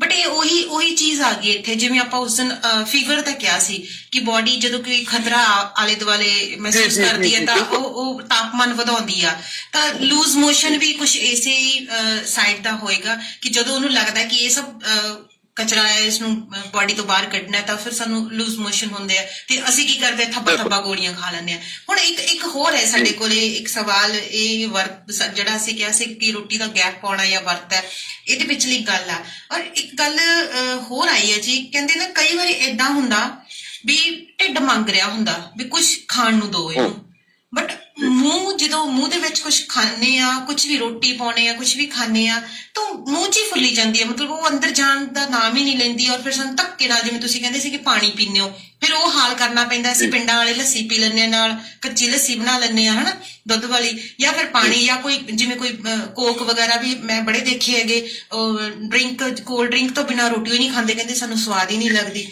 ਤਾਂ ਕੁਛ ਏਦਾਂ ਦਾ ਹੋ ਜਾਂਦਾ ਹੈ ਵੀ ਢਿੱਡ ਮੰਗ ਰਿਹਾ ਹੁੰਦਾ ਤੇ ਮੂੰਹ ਉਸਨੂੰ ਨਕਾਰਾ ਕਰ ਰਿਹਾ ਹੁੰਦਾ ਹੈਗਾ, ਤੇ ਇਹਦਾ ਕੀ ਟ੍ਰੀਟਮੈਂਟ ਹੈ, ਕੁਛ ਇਹਦੇ ਬਾਰੇ ਵੀ ਦੱਸਣਾ। ਸਾਡਾ ਗੋਪੀ ਬੇਈਮਾਨ ਬਾਈ ਹੈ, ਇਹਨਾਂ ਨੂੰ ਹੈ ਇਹ ਦਿੱਕਤ। ਜਦੋਂ ਤੁਹਾਨੂੰ ਇਹੋ ਜਿਹੀ ਦਿੱਕਤ ਹੈ, ਦੇਖੋ ਜੀ ਬਹੁਤ ਸਾਰੀਆਂ ਚੀਜ਼ਾਂ ਨਿਰਭਰ ਕਰਦੀਆਂ ਨੇ ਖਾਣੇ ਤੇ। ਅਗਰ ਤੁਹਾਡੇ ਪਸੰਦ ਦੀ ਸਬਜ਼ੀ ਨਹੀਂ ਬਣੀ, ਤੁਹਾਨੂੰ ਖਾਣਾ ਸਵਾਦ ਨਹੀਂ ਲੱਗਦਾ, ਹਨਾ? ਨਹੀਂ ਲੱਗਦਾ ਜੀ, ਬਿਲਕੁਲ। ਅਗਰ ਉਹ ਖਾਣਾ ਤੁਹਾਡੇ ਪਸੰਦ ਦਾ ਨਹੀਂ ਹੈ ਤਾਂ ਸਾਨੂੰ ਢਿੱਡ 'ਚ ਭੁੱਖ ਹੁੰਦੀ ਹੈ, ਸਾਡਾ ਖਾਣ ਨੂੰ ਦਿਲ ਨਹੀਂ ਕਰਦਾ। ਲੇਕਿਨ ਮੈਂ ਇਹ ਕਹਿਣਾ ਚਾਹੁੰਦਾ ਕਿ ਅਗਰ ਤੁਹਾਡੇ ਕੋਲ ਸਿੰਪਲ ਸੁੱਕੀ ਰੋਟੀ ਹੈ, ਨਾਲ ਕੋਈ ਦਾਲ ਸਬਜ਼ੀ ਅਚਾਰ ਵੀ ਹੈ ਨਹੀਂ ਜੀ, ਤੁਸੀਂ ਉਸ ਰੋਟੀ ਦੀ ਬੁਰਕੀ ਨੂੰ ਮੂੰਹ 'ਚ ਪਾਓ ਤੇ ਚਬਾਉਣਾ ਸ਼ੁਰੂ ਕਰ ਦਿਓ ਜੀ। ਜਦੋਂ ਅਸੀਂ ਜ਼ਿਆਦਾ ਸਮੇਂ ਤੱਕ ਚਬਾਉਂਦੇ ਆ ਤਾਂ ਉਸ 'ਚ ਟੇਸਟ ਆਉਣਾ ਸ਼ੁਰੂ ਹੋ ਜਾਂਦਾ ਔਰ ਉਹ ਅੰਦਰ ਆਪਣੇ ਆਪ ਜਾਣਾ ਸ਼ੁਰੂ ਹੋ ਜਾਂਦਾ। ਤੇ ਪਹਿਲਾਂ ਤਾਂ ਅੱਜ ਇਹ ਸਾਰੇ ਜਣੇ ਪ੍ਰਣ ਕਰਨਗੇ ਵਿੱਚ ਹੀ ਮੈਂ, ਕਿਉਂਕਿ ਮੈਂ ਤਾਂ ਆਪਣੀਆਂ ਗਲਤੀਆਂ ਨਾਲ ਨਾਲ ਦੱਸੀ ਜਾਂਦੀ ਹਾਂ, ਬਾਕੀ ਤੁਸੀਂ ਵੀ ਸਾਰੇ ਆਪਣੀ ਆਪਣੀ ਪ੍ਰੋਬਲਮ ਸ਼ੇਅਰ ਕਰ ਰਹੇ ਹੋ। ਮੇਰੀ ਤਾਂ ਬਹੁਤ ਜ਼ਿਆਦਾ ਦਿੱਕਤ ਹੈ ਕਿਉਂਕਿ ਸਾਡੇ ਡਾਕਟਰ ਸਾਹਿਬ ਸਾਡਾ ਤੁਸੀਂ ਮੰਨੋਗੇ ਮੇਰੇ ਆਫਿਸ ਦੇ ਵਿੱਚ ਸਾਡਾ ਲੰਚ ਟਾਈਮ ਹੀ ਨਹੀਂ ਹੈਗਾ, ਜੇ ਤੁਸੀਂ ਮੰਨ ਕੇ ਚੱਲੋ। ਅਸੀਂ ਕਾਲਿੰਗ ਲਾਈਨ ਦੇ ਵਿੱਚ ਆ, ਕਸਟਮਰ ਕੇਅਰ ਹੁੰਦਾ ਜੀ ਸਾਡੇ ਕੋਲ ਇੱਕ ਡਿਪਾਰਟਮੈਂਟ ਦਾ, ਤੇ ਸਾਡੀਆਂ ਕਾਲਸ ਜਿਹੜੀ ਕੰਟੀਨਿਊ ਆਉਣੀਆਂ ਨੇ। ਈਵਨ ਕਿ ਹੁਣ ਅਸੀਂ ਘਰੇ ਕੰਮ ਕਰਦੇ ਆ ਤੇ ਮੈਂ ਕਿਚਨ 'ਚ ਕੰਮ ਹੈ ਤੇ ਮੇਰਾ ਕਿਚਨ 'ਚ ਫੋਨ ਹੋਏਗਾ, ਲੈਪਟਾਪ ਹੋਏਗਾ ਨਾਲ ਹੀ, ਉੱਥੇ ਉਹਨਾਂ ਦਾ ਸਾਰਾ ਸਿਸਟਮ ਚੈੱਕ ਕਰਨਾ ਹੁੰਦਾ ਹੈ। ਮਤਲਬ ਕੋਈ ਇਹੋ ਜਿਹਾ ਕੰਮ ਕਰਦੇ ਆ ਵੀ ਕਿਚਨ ਛੱਡ ਕੇ ਨਹੀਂ ਆ ਸਕਦੇ, ਫਿਰ ਉੱਥੇ ਮਤਲਬ ਸਾਡਾ ਲੰਚ ਟਾਈਮ ਨਹੀਂ ਹੈਗਾ। ਅਸੀਂ ਜਿਸ ਟੇਬਲ ਚੇਅਰ ਤੇ ਬੈਠੇ ਆ, ਜਿੱਥੇ ਸਾਡਾ ਸਿਸਟਮ ਲੱਗਿਆ, ਅਸੀਂ ਉੱਥੇ ਹੀ ਕੰਮ ਕਰਦੇ ਹੁੰਨੇ ਆ ਤੇ ਅਸੀਂ ਉੱਥੇ ਹੀ ਬਹਿ ਕੇ ਆਪਣਾ ਖਾਣਾ ਨਿਬੇੜਨਾ ਹੁੰਦਾ। ਇਹ ਨਹੀਂ ਹੁੰਦਾ ਕਿ ਅਸੀਂ ਕੁਝ ਟਾਈਮ ਦੇ ਲਈ ਉਸ ਸਿਸਟਮ ਨੂੰ ਆਫ ਕਰ ਦਾਂਗੇ ਤੇ ਅਸੀਂ ਸਾਈਡ ਤੇ ਬੈਠ ਕੇ, ਜਿਵੇਂ ਤੁਸੀਂ ਕਿਹਾ ਕਿ ਚੌਂਕੜੀ ਮਾਰ ਕੇ ਟੌਰ ਨਾਲ ਰੋਟੀ ਖਾ ਲਾਂਗੇ, ਉਹ ਵੀ ਅੱਧਾ ਘੰਟਾ। ਮਤਲਬ ਸਾਨੂੰ ਤਾਂ ਕੈਮਰੇ ਐ ਵਾਚ ਕਰਦੇ ਹੁੰਦੇ, ਮੈਡਮ ਅੱਜ ਕੀ ਸਪੈਸ਼ਲ ਲੈ ਕੇ ਆਏ ਸੀ, ਤੁਸੀਂ ਇੰਨਾ ਟਾਈਮ ਲਾਤਾ ਰੋਟੀ ਤੇ। ਮਤਲਬ ਇਹ ਚੀਜ਼ਾਂ ਜਸਟ ਜਿਵੇਂ ਅਸੀਂ ਕਹਿ ਦਈਏ ਨਾ ਕਿ ਅੱਜ ਕੱਲ ਸਾਡਾ ਇਹ ਸਰੀਰ ਹੈ, ਇਹ ਸਰੀਰ ਨਹੀਂ ਹੈ, ਮੈਂ ਤਾਂ ਇਹ ਕਹੂੰਗੀ ਮਸ਼ੀਨ ਹੈ, ਬਸ ਮਸ਼ੀਨ ਵਾਂਗੂ ਭੱਜਦਾ ਰਹਿੰਦਾ। ਤਾਂ ਇੱਕ ਤਾਂ ਪਹਿਲਾ ਪ੍ਰਣ ਹੁੰਦਾ ਜੀ ਇਹ ਕਿ ਚਲੋ ਆਫਿਸ ਦੀ ਇੱਕ ਲੰਚ ਹੁੰਦਾ ਇੱਕ ਟਾਈਮ ਦਾ, ਬਟ 2 ਟਾਈਮ ਦੀ ਰੋਟੀ ਸਾਡੇ ਕੋਲ ਸਵੇਰ ਤੇ ਸ਼ਾਮ ਦੀ ਘਰੇ ਹੁੰਦੀ ਆ, ਅਸੀਂ ਉੱਥੇ ਇਹ ਚੀਜ਼ ਕਰ ਸਕਦੇ ਹਾਂ। ਤੇ ਜਿਨ੍ਹਾਂ ਦੀ ਇਹ ਪ੍ਰੋਬਲਮ ਹੈ ਲੱਗਦਾ ਵੀ ਉਹ ਕਲੀਅਰ ਹੋ ਜੂਗੀ। ਇਹ ਚੀਜ਼ ਆਪਾਂ ਸਾਰੇ ਜਣੇ ਅਪਣਾ ਕੇ ਦੇਖਾਂਗੇ। ਹਾਂਜੀ ਜੀ ਡਾਕਟਰ ਸਾਹਿਬ। ਤਾਂ ਮਤਲਬ ਜੇ ਤੁਹਾਡਾ ਮਨ ਨਹੀਂ ਕਰ ਰਿਹਾ ਖਾਣਾ ਖਾਣ ਨੂੰ, ਲੇਕਿਨ ਢਿੱਡ 'ਚ ਭੁੱਖ ਲੱਗੀ ਹੈ, ਤੁਸੀਂ ਇੱਕੋ ਹੀ ਚੀਜ਼ ਕਰਨੀ ਹੈ ਵੀ ਖਾਣੇ ਨੂੰ ਮੂੰਹ 'ਚ ਪਾ ਲਓ ਤੇ ਉਹਨੂੰ ਚਬਾਉਣਾ ਸ਼ੁਰੂ ਕਰ ਦਿਓ। ਮਤਲਬ ਜ਼ਿਆਦਾ ਸਮਾਂ ਚਬਾਓਗੇ ਤਾਂ ਤੁਹਾਨੂੰ ਪਤਾ ਹੀ ਨਹੀਂ ਲੱਗਦਾ ਕਦੋਂ ਖਾਣਾ ਅੰਦਰ ਚਲਾ। ਜੀ ਸਹੀ ਗੱਲ ਹੈ। ਮੈਂ ਖੁਦ ਬਹੁਤ ਸਾਰੀਆਂ ਸਬਜ਼ੀਆਂ ਮੈਨੂੰ ਪਸੰਦ ਨਹੀਂ ਸੀ ਹੁੰਦੀਆਂ ਜੀ, ਲੇਕਿਨ ਅੱਜ ਜਦੋਂ ਮੈਂ ਆਪਣਾ ਇਹ ਤਰੀਕਾ ਬਦਲਿਆ ਤਾਂ ਮੇਰੇ ਸਾਹਮਣੇ ਕੋਈ ਮੈਟਰ ਹੀ ਨਹੀਂ ਕਿ ਸਬਜ਼ੀ ਕਿਹੜੀ ਹੈ। ਇਸੇ ਤਰ੍ਹਾਂ ਵੀ ਸਬਜ਼ੀ ਹੈ, ਦਾਲ ਹੈ, ਕੁਛ ਵੀ ਹੈ, ਤੁਸੀਂ ਜਦੋਂ ਖਾਣੇ ਨੂੰ ਪ੍ਰੋਪਰਲੀ ਚਬਾ ਕੇ ਖਾਓਗੇ ਤਾਂ ਉਹ ਖਾਣਾ ਆਪਣੇ ਆਪ ਅੰਦਰ ਜਾਂਦਾ ਹੈ ਜੀ, ਭੇਜਣ ਦੀ ਲੋੜ ਨਹੀਂ। ਤੁਸੀਂ ਦੇਖਿਆ ਹੋਣਾ ਪਸ਼ੂਆਂ ਕੋਲ ਇੱਕ ਸਿਸਟਮ ਹੁੰਦਾ ਹੈ, ਮੱਝ ਕੀ ਕਰਦੀ ਹੈ, ਫਟਾਫਟ ਖਾਂਦੀ ਰਹਿੰਦੀ, ਫਿਰ ਬੈਠਦੀ ਹੈ, ਬੈਠ ਕੇ ਉਹ ਫਿਰ ਉਗਾਲੀ ਕਰਦੀ ਹੈ ਤੇ ਸਾਰਾ ਦਿਨ ਕੰਟੀਨਿਊ ਉਗਾਲੀ ਕਰਦੀ ਰਹਿੰਦੀ ਹੈ ਜਿੰਨਾ ਟਾਈਮ ਵਿਹਲੀ ਰਹਿੰਦੀ ਹੈ। ਹਾਂ, ਤੇ ਸਾਡੇ ਕੋਲ ਏਦਾਂ ਦਾ ਸਿਸਟਮ ਹਿਊਮਨ ਬੋਡੀ ਕੋਲੇ ਹੈ ਨਹੀਂ ਕਿ ਅਸੀਂ ਪਹਿਲਾਂ ਢਿੱਡ ਭਰ ਲਈਏ ਫਿਰ ਹੌਲੀ ਹੌਲੀ ਬਾਅਦ ਚ ਉਹਨੂੰ ਚਬਾ ਲਈਏ। ਇਸ ਕਰਕੇ ਸਾਨੂੰ ਚਬਾਉਣਾ ਪਹਿਲਾਂ ਹੀ ਪੈਣਾ ਜੀ। ਹੁਣ ਸਾਡੀ ਬੋਡੀ ਦੇ ਅੰਦਰ ਇੱਕ ਗੱਲ ਸੋਚੀ ਅਸੀਂ ਕਿ ਖਾਣੇ ਨੂੰ ਕੱਟਣ ਲਈ, ਗ੍ਰਾਈਂਡ ਕਰਨ ਲਈ ਸਾਨੂੰ ਦੰਦ ਦਿੱਤੇ ਨੇ ਕੁਦਰਤ ਨੇ। ਹਾਂਜੀ ਬਿਲਕੁਲ। ਤੇ ਪੇਟ ਦੇ ਅੰਦਰ ਇਹੋ ਜਿਹਾ ਕੋਈ ਆਰਗਨ ਨਹੀਂ ਹੈਗਾ ਜਿਹੜਾ ਵੱਡੇ ਵੱਡੇ ਟੁਕੜਿਆਂ ਦੇ ਰੋਟੀ ਦੇ ਨੂੰ ਗ੍ਰਾਈਂਡ ਕਰ ਸਕੇ। ਠੀਕ ਹੈ, ਬਿਲਕੁਲ। ਇਸ ਕਰਕੇ ਗ੍ਰਾਈਂਡਿੰਗ ਦਾ ਕੰਮ ਸਾਨੂੰ ਮੂੰਹ 'ਚ ਹੀ ਕਰਨਾ ਪੈਣਾ ਹੈ। ਜਿਹੜੇ ਲੋਕ ਕਹਿੰਦੇ ਸਾਨੂੰ ਐਸਿਡ ਰਹਿੰਦਾ, ਸਾਨੂੰ ਜੀ ਗੈਸ ਰਹਿੰਦੀ ਹੈ, ਤੁਸੀਂ ਅੱਧੇ ਘੰਟੇ 'ਚ ਖਾਣਾ ਖਾਓ, ਗ੍ਰਾਈਂਡ ਕਰਕੇ ਅੱਛੀ ਤਰ੍ਹਾਂ ਚਬਾ ਕੇ ਪੇਸਟ ਬਣਾ ਕੇ ਨਿਕਲੋ। ਇੱਕ ਦਿਨ ਕੀ ਤੁਹਾਡੀ ਸਮੱਸਿਆ ਐਸਿਡ ਦੀ, ਗੈਸ ਦੀ ਪਹਿਲੇ ਦਿਨ ਕੀ ਹੱਲ ਹੋ ਜਾਏ। ਇੱਥੇ ਇੱਕ ਛੋਟਾ ਜਿਹਾ ਸਵਾਲ ਮੇਰਾ ਆ, ਬਟ ਇਹ ਉਹਨਾਂ ਲੋਕਾਂ ਦੇ ਲਈ ਆ ਜੋ ਇੱਥੇ ਦੱਸਣਾ ਨਹੀਂ ਚਾਹਣਗੇ, ਪਰ ਮੈਂ ਉਹਨਾਂ ਦੇ ਦਿਲਾਂ ਦੀ ਗੱਲ ਸਮਝ ਸਕਦੀ ਹਾਂ। ਮੈਂ ਇਹ ਸਵਾਲ ਨੂੰ ਇੱਥੇ ਰੱਖ ਦੂੰਗੀ। ਕਈ ਲੋਕ ਹੁੰਦੇ ਆ ਜੀ ਸਾਹਮਣੇ, ਜਾਂ ਤਾਂ ਜਿੱਦਾਂ ਵੈਸੇ ਤਾਂ ਮੈਂ ਇਹ ਇੱਕ ਬੁੱਕ ਦੇ ਵਿੱਚ ਪੜ੍ਹਿਆ ਸੀਗਾ, ਕੋਈ ਏਦਾਂ ਹੀ ਸੀਗੀ ਕਿਤਾਬ, ਜਨਰਲ ਨੌਲੇਜ ਸੀ, ਮੈਂ ਉਸ ਦੇ ਵਿੱਚ ਪੜ੍ਹਿਆ ਸੀ ਵੀ ਜਦੋਂ ਤੁਸੀਂ ਖਾਣਾ ਖਾਂਦੇ ਹੋ ਨਾ, ਹਲਕਾ ਮਿਊਜ਼ਿਕ ਜ਼ਰੂਰ ਲਾ ਸਕਦੇ ਹੋ, ਠੀਕ ਹੈ, ਪਰ ਦੇਖਣ ਯੋਗ ਚੀਜ਼ਾਂ ਨਹੀਂ ਲਾਉਣੀਆਂ। ਮੀਨਸ ਟੀਵੀ ਅਸੀਂ ਜਾਂ ਜਿੱਦਾਂ ਸਾਡੇ ਅੱਜ ਦੇ ਮੋਬਾਈਲ ਵੀ, ਇਹ ਚੀਜ਼ ਤੁਸੀਂ ਨਹੀਂ ਲਾਉਣੀ। ਫਿਰ ਤੁਹਾਡਾ ਧਿਆਨ ਹੈ ਜਿਹੜਾ ਡਾਇਵਰਟ ਹੋ ਜਾਂਦਾ ਹੈ ਔਰ ਤੁਹਾਡਾ ਖਾਣੇ ਦੇ ਵਿੱਚ ਇੰਟਰਸਟ ਖਤਮ ਹੋ ਕੇ ਉਸ ਫਿਲਮ ਦੇ ਵਿੱਚ ਜਾਂ ਉਸ ਗੀਤਾਂ ਦੇ ਵਿੱਚ ਜਿੱਦਨ ਤੁਸੀਂ ਤੁਹਾਡੀ ਨਿਗਾਹ ਆ ਉਧਰ ਹੋ ਜਾਂਦਾ ਤੇ ਇੰਟਰਸਟ ਇੱਧਰ ਖਤਮ। ਅਸੀਂ ਬਿਨਾਂ ਇੰਟਰਸਟ ਤੋਂ ਖਾਂਦੇ ਆ। ਤਾਂ ਮੈਂ ਉਹਨਾਂ ਲੋਕਾਂ ਦਾ ਸਵਾਲ ਹੈ ਜਿਹੜੇ ਬਿਨਾਂ ਕਿਸੇ ਚੀਜ਼ ਤੋਂ ਰੋਟੀ ਨਹੀਂ ਖਾ ਸਕਦੇ। ਸਾਡੇ ਘਰ ਦੇ ਵਿੱਚ ਹੀ ਬਥੇਰੇ ਇਹੋ ਜਿਹੇ ਮੈਂਬਰ ਹੈ ਕਿ ਉਹ ਹੁਣ ਤੁਸੀਂ ਕਹੋਗੇ ਵੀ ਇਹ ਸਵਾਲ ਹੈ, ਬਟ ਇਹ ਸਵਾਲ ਹੈ ਕਿ ਉਹ ਜੇ ਫਲਸ਼ ਵੀ ਜਾਣਗੇ ਤਾਂ ਨਿਊਜ਼ਪੇਪਰ ਹੈ, ਮੋਬਾਈਲ ਹੈ, ਕੰਨਾਂ ਦੇ ਟੂਟੀਆਂ ਲੱਗੀਆਂ ਹੋਣਗੀਆਂ ਔਰ ਇੱਕ ਮੂਵੀ ਜਾਂ ਇੱਕ ਗੇਮ ਉਹ ਕੰਟੀਨਿਊ ਰੱਖਣਗੇ। ਜੇ ਉਹ ਨਹਾ ਰਹੇ ਹੈ ਤਾਂ ਵੀ ਉਹ ਤਾਂ ਆਪਣਾ ਜਿਹੜਾ ਸੈਟਅਪ ਉਹ ਔਨ ਰੱਖਣਗੇ, ਗੀਤ ਲਗਾ ਕੇ ਜਾਂ ਫਿਰ ਕੁਝ ਚੱਲਦਾ ਹੁੰਦਾ ਉਹਨਾਂ ਦਾ ਕੰਟੀਨਿਊ। ਔਰ ਸੈਕੰਡਲੀ ਜਦੋਂ ਰੋਟੀ ਖਾਂਦੇ ਤਾਂ ਬਿਲਾ ਹੀ ਮਤਲਬ ਇੱਕ ਸਾਈਡ ਤੇ ਇੱਕ ਬਰਤਨ ਰੱਖ ਕੇ ਉਹਦੇ ਨਾਲ ਸਟੈਂਡ ਕਰਕੇ ਅਸੀਂ ਮੋਬਾਈਲ ਸਾਹਮਣੇ ਲਾ ਕੇ ਫਿਰ ਰੋਟੀ ਖਾਂਦੇ ਹਾਂ। ਤੇ ਜੇ ਗਲਤੀ ਨਾਲ ਉਹ ਮੋਬਾਈਲ ਉਦੋਂ ਨਾ ਯੂਜ਼ ਹੋਵੇ ਤੇ ਸਾਡੀ ਰੋਟੀ ਸਵਾਦ ਨਹੀਂ ਲੱਗਦੀ। ਇਹ ਇੱਕ ਸਵਾਲ ਹੈ ਅੱਜ ਦੇ ਲੋਕਾਂ ਦੇ ਲਈ, ਬੜੇ ਵਿਅਸਤ ਨੇ ਜ਼ਿੰਦਗੀ ਦੇ ਵਿੱਚ ਔਰ ਕਿਸੇ ਵੀ ਇਸ ਚੀਜ਼ ਤੋਂ ਬਿਨਾਂ ਉਹ ਰੋਟੀ ਹੋਈ ਨਹੀਂ ਖਾ ਸਕਦੇ। ਅਸੀਂ ਅੱਜ ਨਾਰਮਲ ਜਨਰਲ ਅਸੀਂ ਨੌਲੇਜ ਇਕੱਠੀ ਕਰ ਰਹੇ ਹਾਂ ਆਪਣੇ ਖਾਣੇ ਨੂੰ ਲੈ ਕੇ। ਹਾਂਜੀ ਮਨਜੀਤ ਜੀ, ਹਾਂਜੀ ਇਹ ਸਾਰੇ ਬਹਾਨੇ ਨੇ, ਅਸਲ 'ਚ ਕੀ ਹੈ, ਇਹ ਬੁਰੀਆਂ ਆਦਤਾਂ ਨੇ ਜਿਹੜੀਆਂ ਅਸੀਂ ਪਾ ਲਈਆਂ, ਹਾਂ ਹੋਰ ਕੁਝ ਵੀ ਨਹੀਂ ਹੈ। ਮਤਲਬ ਕੀ ਹੈ, ਖਾਣਾ ਖਾਣ ਤੱਕ ਜਦੋਂ ਤੱਕ ਤੁਸੀਂ ਜਿਹੜੇ ਵੀ ਕੰਮ ਨੂੰ ਕਰਦੇ ਹੋ ਨਾ, ਉੱਥੇ ਤੁਹਾਡਾ 100% ਉਹਦੇ 'ਚ ਨਹੀਂ ਹੈਗਾ ਤਾਂ ਕੰਮ ਹੋ ਹੀ ਨਹੀਂ ਸਕਦਾ। ਮਤਲਬ ਜੇ ਤੁਸੀਂ ਖਾਣਾ ਖਾਂਦੇ ਹੋ ਤੁਹਾਡਾ ਧਿਆਨ ਖਾਣੇ 'ਚ ਹੋਣਾ ਚਾਹੀਦਾ। ਮੈਂ ਇਹਨੂੰ ਸਾਇੰਟੀਫਿਕਲੀ ਥੋੜਾ ਸਮਝਾਉਣ ਦੀ ਕੋਸ਼ਿਸ਼ ਕਰਦਾ ਜੀ। ਹਾਂਜੀ ਜ਼ਰੂਰ। ਜਦੋਂ ਸਾਡੀ ਕਿਚਨ 'ਚੋਂ ਆਵਾਜ਼ ਆਉਂਦੀ ਹੈ ਨਾ, ਹੱਥ ਮੂੰਹ ਧੋ ਲਓ ਜੀ, ਰੋਟੀ ਬਣ ਗਈ ਹੈ, ਹਾਂ, ਉਦੋਂ ਸਾਡਾ ਬ੍ਰੇਨ ਇੱਕ ਮੈਸੇਜ ਭੇਜ ਦਿੰਦਾ ਸਾਡੇ ਡਾਈਜੈਸਟਿਵ ਆਰਗਨਸ ਨੂੰ ਕਿ ਤਿਆਰ ਹੋ ਜਾਓ ਬਈ, ਖਾਣਾ ਆਉਣ ਵਾਲਾ ਜੀ। ਸਹੀ ਹੈ। ਜਦੋਂ ਥਾਲੀ 'ਚ ਖਾਣਾ ਸਾਡੇ ਮੂਹਰੇ ਆ ਕੇ ਰੱਖਿਆ ਹੁੰਦਾ ਹੈ, ਉਦੋਂ ਇੱਕ ਹੋਰ ਮੈਸੇਜ ਚਲਿਆ ਜਾਂਦਾ ਹੈ। ਐਕਚੁਅਲੀ ਜਦੋਂ ਅਸੀਂ ਰੋਟੀ ਤੋੜ ਕੇ ਮੂੰਹ 'ਚ ਪਾ ਕੇ ਚਬਾਉਣਾ ਸ਼ੁਰੂ ਕਰਦੇ, ਉਸ ਤੋਂ ਪਹਿਲਾਂ 2-3 ਮੈਸੇਜ ਬ੍ਰੇਨ ਭੇਜ ਦਿੰਦਾ ਹੈ। ਜੀ ਜੀ ਬਿਲਕੁਲ। ਹੁਣ ਕੀ ਹੈ ਬਈ, ਸਾਡੀ ਪੈਂਕ੍ਰੀਆਜ ਵੀ ਤਿਆਰ ਹੈ ਇਨਸੂਲਿਨ ਬਣਾਉਣ ਲਈ, ਹਾਂਜੀ, ਔਰ ਮੈਦਾ ਸਾਡਾ ਤਿਆਰ ਹੈ, ਸਾਰੇ ਡਾਈਜੈਸਟਿਵ ਆਰਗਨ ਜਿਹੜੇ ਨੇ ਉਹ ਸਾਰੇ ਪੂਰੀ ਤਰ੍ਹਾਂ ਤਿਆਰ ਨੇ ਵੀ ਆਉਣ।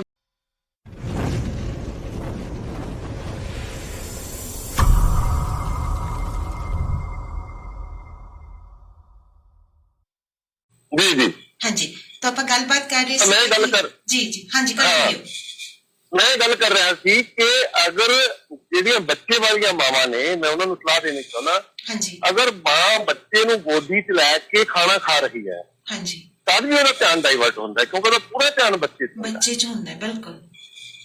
ਤੇ ਇਹਨੂੰ ਰੂਲ ਬਣਾਉਣਾ ਚਾਹੀਦਾ, ਕਿਉਂਕਿ ਜਿਹੜੇ ਲੋਕ ਇਹ ਕਹਿੰਦੇ ਹਾਂ ਜੀ ਇੰਨਾ ਧਿਆਨ ਕੌਣ ਰੱਖੇਗਾ, ਕੌਣ ਇਹ ਸਾਰੀਆਂ ਚੀਜ਼ਾਂ ਕਰੇਗਾ, ਮੈਂ ਉਹਨਾਂ ਲੋਕਾਂ ਨੂੰ ਕਹਿਣਾ ਚਾਹੁੰਦਾ ਕਿ ਜਿਸ ਦਿਨ ਇਨਸਾਨ ਫਿਰ ICU ਜਾ ਕੇ ਦਾਖਲ ਹੁੰਦਾ ਹੈ, ਸਹੀ ਹੈ, ਉਦੋਂ ਸਾਡੇ ਕੋਲ ਸਮਾਂ ਵੀ ਬਹੁਤ ਨਿਕਲ ਆਉਂਦਾ। 1 ਮਹੀਨਾ ਲੱਗ ਜੇ, 2 ਮਹੀਨੇ ਲੱਗ ਜੇ ਹਸਪਤਾਲ ਦੇ ਵਿੱਚ, ਜਿਹੜਾ ਸਮਾਂ ਆਪਾਂ ਬਤਾਉਂਦੇ ਹਾਂ, ਪੈਸਾ ਵੀ ਸਾਡਾ ਕਮਾਇਆ ਹੋਇਆ ਸਾਰਾ ਪੈਸਾ ਵੀ ਜਾਂਦਾ ਲੱਗਦਾ। ਤੇ ਉਸ ਤੋਂ ਅੱਛਾ ਹੈ ਕਿ ਅਸੀਂ ਇਹਨਾਂ ਚੀਜ਼ਾਂ ਨੂੰ ਅਪਣਾ ਲਈਏ ਤਾਂ ਅਸੀਂ ਡਾਕਟਰ ਦੇ ਕੋਲ ਜਾਣ ਦੀ ਲੋੜ ਹੀ ਨਾ ਪਵੇ। ਜੀ ਸਹੀ ਗੱਲ ਹੈ। ਹਾਂ, ਤਾਂ ਇਹ ਬਹਾਨੇ ਜਿਹੜੇ ਕਿ ਸਮਾਂ ਹੈ ਨਹੀਂ ਜੀ, ਸਾਡਾ ਕੰਮ ਏਦਾਂ ਦਾ, ਸਾਨੂੰ ਮਤਲਬ ਟਾਈਮ ਨਹੀਂ ਮਿਲਦਾ ਜਾਂ ਰੁਝੇਵੇਂ ਇੰਨੇ ਹੁੰਦੇ ਨੇ। ਅਸਲ 'ਚ ਸਭ ਤੋਂ ਜ਼ਰੂਰੀ ਗੱਲ ਇਹ ਹੈ ਵੀ ਸਾਡਾ ਅਸਲੀ ਜੀਵਨ ਸਾਥੀ ਹੈ ਸਾਡਾ ਸਰੀਰ। ਹਾਂਜੀ, ਤੇ ਇਹਨੂੰ ਤੰਦਰੁਸਤ ਰੱਖਣਾ ਜ਼ਿੰਦਗੀ ਦੇ ਵਿੱਚ ਸਭ ਤੋਂ ਪਹਿਲਾਂ ਸਾਡਾ ਟਾਰਗੇਟ ਜਿਹੜਾ ਹੈ, ਚਾਹੇ ਤੁਸੀਂ ਸੋਸ਼ਲ ਵਰਕ ਕਰਦੇ ਹੋ, ਚਾਹੇ ਤੁਸੀਂ ਕੋਈ ਆਪਣਾ ਕੰਮ ਕਰਦੇ ਹੋ, ਸਭ ਤੋਂ ਪਹਿਲਾਂ ਕੰਮ ਹੈ ਇਸ ਸਰੀਰ ਨੂੰ ਤੰਦਰੁਸਤ ਰੱਖਣਾ। ਬਿਲਕੁਲ। ਅਸੀਂ ਉਹੀ ਗੱਲ ਕਰਦੇ ਸੀ ਨਾ ਕਿ ਆਫਿਸ ਦੇ ਵਿੱਚ ਤਾਂ ਅਸੀਂ ਇੱਕ ਟਾਈਮ ਦੀ ਰੋਟੀ ਖਾਣੀ ਹੈ ਦੁਪਹਿਰ ਦੀ, ਪਰ ਜਿਹੜੀ ਸਵੇਰ ਤੇ ਸ਼ਾਮ ਦੀ ਰੋਟੀ ਖਾਣੀ ਹੈ 2 ਟਾਈਮ ਤਾਂ ਅਸੀਂ ਆਪਣੇ ਆਪ ਦਾ ਸੈਟਅਪ ਸਹੀ ਬਣਾ ਸਕਦੇ ਹੈਗੇ। ਚਲੋ ਜੇ ਇੱਕ ਟਾਈਮ ਸਾਡੀ ਮਜਬੂਰੀ ਹੈ, ਅਸੀਂ 2 ਟਾਈਮ ਆਪਣਾ ਸੈਟਅਪ ਸਹੀ ਬਣਵਾ ਸਕਦੇ ਹਾਂ ਨਾ ਰੋਟੀ ਦਾ। ਜੀ। ਤੇ ਤੀਸਰੀ ਜਿਹੜੀ ਆਪਾਂ ਰੂਲ ਦੀ ਗੱਲ ਕਰ ਰਹੇ ਹਾਂ, ਤੇ ਰੋਟੀ ਦੇ ਨਾਲ ਪਾਣੀ ਨਹੀਂ ਪੀਣਾ, ਇਹ ਸਾਡੇ ਡਾਈਜੈਸ਼ਨ ਨੂੰ ਬਹੁਤ ਬੁਰੀ ਤਰ੍ਹਾਂ ਖਰਾਬ ਕਰਦਾ ਹੈ। ਸਾਡਾ ਜਿਹੜਾ ਐਸਿਡ ਹੁੰਦਾ ਹੈ, ਉਹ ਇੱਕ ਤਾਂ ਉਹ ਸਲਾਈਵਾ ਜਿਹੜਾ ਮਿਕਸ ਹੁੰਦਾ ਹੈ, ਉਹ ਪਹਿਲਾਂ ਇਹਦੇ ਬਾਰੇ ਸਾਨੂੰ ਜਾਣ ਲੈਣਾ ਚਾਹੀਦਾ। ਜਿਹੜਾ ਸਾਡਾ ਸਲਾਈਵਾ ਹੁੰਦਾ, ਮੂੰਹ ਦੇ ਵਿੱਚ ਜਿਹੜੀ ਲਾਰ ਬਣਦੀ ਹੈ, ਉਹ ਐਲਕਲਾਈਨ ਹੁੰਦੀ ਹੈ ਜੀ। ਉਹ ਆਪਣੇ ਆਪ 'ਚ ਬਹੁਤ ਸਾਰੀਆਂ ਬਿਮਾਰੀਆਂ ਦਾ ਇਲਾਜ ਹੈ। ਜੇ ਉਹ ਪੂਰੀ ਤਰ੍ਹਾਂ ਮਿਕਸ ਨਹੀਂ ਹੁੰਦੀ ਤਾਂ ਅਸੀਂ ਬਹੁਤ ਵੱਡਾ ਨੁਕਸਾਨ ਕਰ ਰਹੇ ਹਾਂ ਆਪਣਾ ਜੀ। ਤਾਂ ਸਲਾਈਵਾ ਪੂਰੀ ਤਰ੍ਹਾਂ ਮਿਕਸ ਹੋਏਗਾ, ਫਿਰ ਜਾ ਕੇ ਭੋਜਨ ਸਾਡਾ ਡਾਈਜੈਸਟ ਹੋਏਗਾ। ਜਦੋਂ ਅਸੀਂ ਪਾਣੀ ਨਾਲ ਨਾਲ ਪੀਂਦੇ ਜਾਂ ਕੋਈ ਵੀ ਲਿਕੁਇਡ ਨਾਲ ਨਾਲ ਲੈਂਦੇ ਹਾਂ ਤਾਂ ਉਹ ਸਲਾਈਵਾ ਵੀ ਠੀਕ ਤਰ੍ਹਾਂ ਮਿਕਸ ਨਹੀਂ ਹੋ ਪਾਉਂਦਾ, ਤੇ ਸਾਡਾ ਜਿਹੜਾ ਪੇਟ ਦੇ ਵਿੱਚ ਐਸਿਡ ਬਣਦਾ ਹੈ, ਜਿਹਨੇ ਖਾਣੇ ਨੂੰ ਪਚਾਉਣਾ ਹੈ, ਉਹ ਵੀ ਡਿਲੀਟ ਹੋ ਜਾਂਦਾ ਹੈ, ਤੇ ਉਹਦੇ ਨਾਲ ਡਾਈਜੈਸ਼ਨ ਸਾਡਾ ਡਿਸਟਰਬ ਹੁੰਦਾ ਹੈ। ਜੀ ਜੀ ਜੀ। ਖਾਣਾ ਖਾਣ ਤੋਂ ਪੌਣਾ ਘੰਟਾ ਪਹਿਲਾਂ ਪਾਣੀ ਪੀ ਲਓ ਜੇ ਪੀਣਾ ਹੈ, ਤੇ ਖਾਣਾ ਖਾਣ ਤੋਂ 1 ਘੰਟਾ ਬਾਅਦ ਪਾਣੀ ਪੀਓ, ਤਾਂ ਕਿ ਤੁਹਾਡਾ ਭੋਜਨ ਪੂਰੀ ਤਰ੍ਹਾਂ ਡਾਈਜੈਸਟ ਹੋ ਚੁੱਕਾ ਹੋਵੇ। ਉਸ ਤੋਂ ਬਾਅਦ ਪਾਣੀ ਪੀਣਾ ਚਾਹੀਦਾ। ਫਿਰ ਜਿੰਨਾ ਮਰਜ਼ੀ ਪੀ ਲਓ, ਜਿੰਨੀ ਇੱਛਾ ਹੈ ਉਨਾ ਪੀ ਲਓ। ਜੀ ਜੀ ਜੀ, ਇਹ ਵੀ ਸਹੀ ਹੈ। ਤੇ ਅਗਲਾ ਰੂਲ ਜਿਹੜਾ ਹੈ, ਹਾਂਜੀ, ਇਹ ਹੋ ਗਿਆ ਜੀ, ਖਾਣਾ ਬੈਠ ਕੇ ਥੱਲੇ ਚੌਕੜੀ ਮਾਰ ਕੇ ਖਾਓ ਜਾਂ ਪੈਰਾਂ ਨੂੰ ਕਿਸੇ ਉੱਚੀ ਜਗ੍ਹਾ ਤੇ ਟੇਬਲ ਸਟੂਲ ਤੇ ਰੱਖ ਲਓ।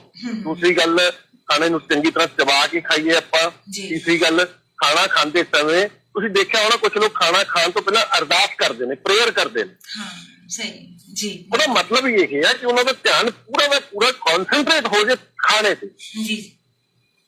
ਤੇ ਅਸੀਂ ਮਤਲਬ ਕਨਸੈਂਟਰੇਟ ਕਰਨ ਦੀ ਤਾਂ ਹੋਰ ਗੱਲ ਹੈ, ਅਸੀਂ ਡਾਈਵਰਟ ਕਰਦੇ, ਮੋਬਾਈਲ ਮੋਹਰੇ ਪਿਆ ਜਾਂ TV ਲੱਗਿਆ ਹੋਇਆ ਜਾਂ ਕੁਝ ਹੋਰ ਹੋਇਆ, ਉਹ ਤੋਂ ਬਚਣਾ ਜੀ। ਤੇ ਖਾਣੇ ਦੇ ਨਾਲ ਪਾਣੀ ਨਹੀਂ ਪੀਣਾ ਜੀ। ਇਹ ਸਾਡੀਆਂ ਰੋਜ਼ਮਰਰਾ ਦੀਆਂ ਜਿਹੜੀਆਂ ਇਹ ਗੱਲਾਂ ਨੇ ਜੀ, ਜਿਹੜੀਆਂ ਅਸੀਂ ਰੂਟੀਨ ਦੇ ਵਿੱਚ ਆਪਣੇ ਆਪ ਦੇ ਨਾਲ ਸ਼ੇਅਰ ਕਰਦੇ ਆ ਸਾਰੀਆਂ ਚੀਜ਼ਾਂ, ਕਿ ਅਸੀਂ ਰੋਟੀ ਖਾਣੀ ਆ, ਕਿਵੇਂ ਬੈਠਦੇ ਆ, ਕਿਵੇਂ ਪਾਣੀ ਯੂਜ਼ ਕਰਦੇ ਜਾਂ ਕੁਝ ਲਿਕਵਿਡ ਯੂਜ਼ ਕਰਦੇ ਆ। ਤਾਂ ਅੱਜ ਦੀਆਂ ਇਹ ਜਨਰਲ ਨੌਲੇਜ ਗੱਲਾਂ ਤੁਹਾਡੇ ਨਾਲ ਸਰੋਤਿਓ ਚੱਲ ਰਹੀਆਂ ਨੇ, ਔਰ ਛੋਟੇ ਛੋਟੇ ਤੁਹਾਡੇ ਸਵਾਲ ਵੀ ਆ ਰਹੇ ਨੇ। ਤਾਂ ਕਲੀਅਰ ਹੈ ਕਿ ਜੇ ਉਸ ਬਾਰੇ ਤੁਹਾਨੂੰ ਜਾਣਕਾਰੀ ਮਿਲਦੀ ਹੈ, ਇੱਕ ਵਾਰੀ ਜ਼ਰੂਰ ਉਸ ਨੂੰ ਅਪਣਾ ਕੇ ਦੇਖੋ, ਤੁਹਾਡਾ ਸੈਟਅਪ ਹੈ ਜਿਹੜਾ ਇਹ ਠੀਕ ਹੋ ਜਾਏਗਾ। ਹਾਂਜੀ ਜੀ, ਮਤਲਬ ਸਭ ਤੋਂ ਪਹਿਲੀ ਚੀਜ਼ ਇਹ ਹੈ ਕਿ ਅਸੀਂ ਖਾਂਦੇ ਕੀ ਆ ਜੀ, ਉਹ ਬਾਤ ਆਪਾਂ ਕਰਾਂਗੇ, ਅਗਲੀ ਵਾਰ ਕਰਾਂਗੇ ਗੱਲ ਕਿ ਖਾਣਾ ਕੀ ਨਹੀਂ ਖਾਣਾ। ਲੇਕਿਨ ਖਾਣ ਦਾ ਤਰੀਕਾ ਅਗਰ ਅਸੀਂ ਬਦਲ ਲੈਂਦੇ ਆ, ਤੁਸੀਂ ਦੇਖੋਗੇ ਬਹੁਤ ਸਾਰੀਆਂ ਬਿਮਾਰੀਆਂ ਤੁਹਾਡੀਆਂ ਸਿਰਫ ਖਾਣ ਦਾ ਤਰੀਕਾ ਬਦਲਣਾ ਵੀ ਠੀਕ ਹੋ ਜਾਏ ਜੀ। ਤਾਂ ਖਾਣਾ ਖਾਣ ਨੂੰ ਅਹਿਮੀਅਤ ਦਿਓ। ਖਾਣਾ ਹੀ ਇੱਕ ਇਹੋ ਜਿਹੀ ਚੀਜ਼ ਹੈ ਜਿਹਦੇ ਲਈ ਅਸੀਂ ਸਾਰੀ ਦੌੜ ਭੱਜ ਕਰ ਰਹੇ ਹਾਂ, ਤੇ ਸਾਡੀ ਬਾਡੀ ਨੂੰ ਖਾਣਾ ਇਸ ਲਈ ਨਹੀਂ ਚਾਹੀਦਾ ਕਿ ਸਾਨੂੰ ਭੁੱਖ ਲੱਗੀ ਹੈ ਜਾਂ ਸਾਡੇ ਜੀਭ ਦਾ ਸਵਾਦ ਹੈ। ਖਾਣਾ ਉਹਨੂੰ ਇਸ ਕਰਕੇ ਚਾਹੀਦਾ ਹੈ ਕਿਉਂਕਿ ਸਾਡੇ ਸੈੱਲਾਂ ਨੂੰ ਨਿਊਟ੍ਰੀਸ਼ਨ ਚਾਹੀਦਾ, ਅੱਛੀ ਕੁਆਲਿਟੀ ਦਾ ਨਿਊਟ੍ਰੀਸ਼ਨ ਚਾਹੀਦਾ ਜੀ। ਬਿਲਕੁਲ ਜੀ। ਤਾਂ ਹੀ ਉਹ ਸੈੱਲ ਜਿਹੜੇ ਆ। ਇੱਕ ਛੋਟੀ ਜਿਹੀ ਗੱਲ ਮੈਂ ਇਸ ਨਾਲ ਐਡ ਕਰਨੀ ਚਾਹੁੰਦਾ ਤਾਂ ਕਿ ਥੋੜਾ ਜਿਹਾ ਸੀਰੀਅਸ ਹੋ ਜਾਣ ਸਾਰੇ ਸਰੋਤੇ ਇਸ ਗੱਲ ਨੂੰ ਲੈ ਕੇ। ਇਹ ਕਲਪਨਾ ਕਰੋ ਕਿ ਸਾਡੇ ਪੇਟ ਦੇ ਅੰਦਰ ਇੱਕ ਡਾਕਟਰ, ਸਾਡੇ ਸਰੀਰ ਦੇ ਅੰਦਰ ਇੱਕ ਡਾਕਟਰ ਹੈ, ਨੇਚਰ ਨੇ ਬਿਠਾਇਆ ਹੋਇਆ। ਠੀਕ ਹੈ ਜੀ।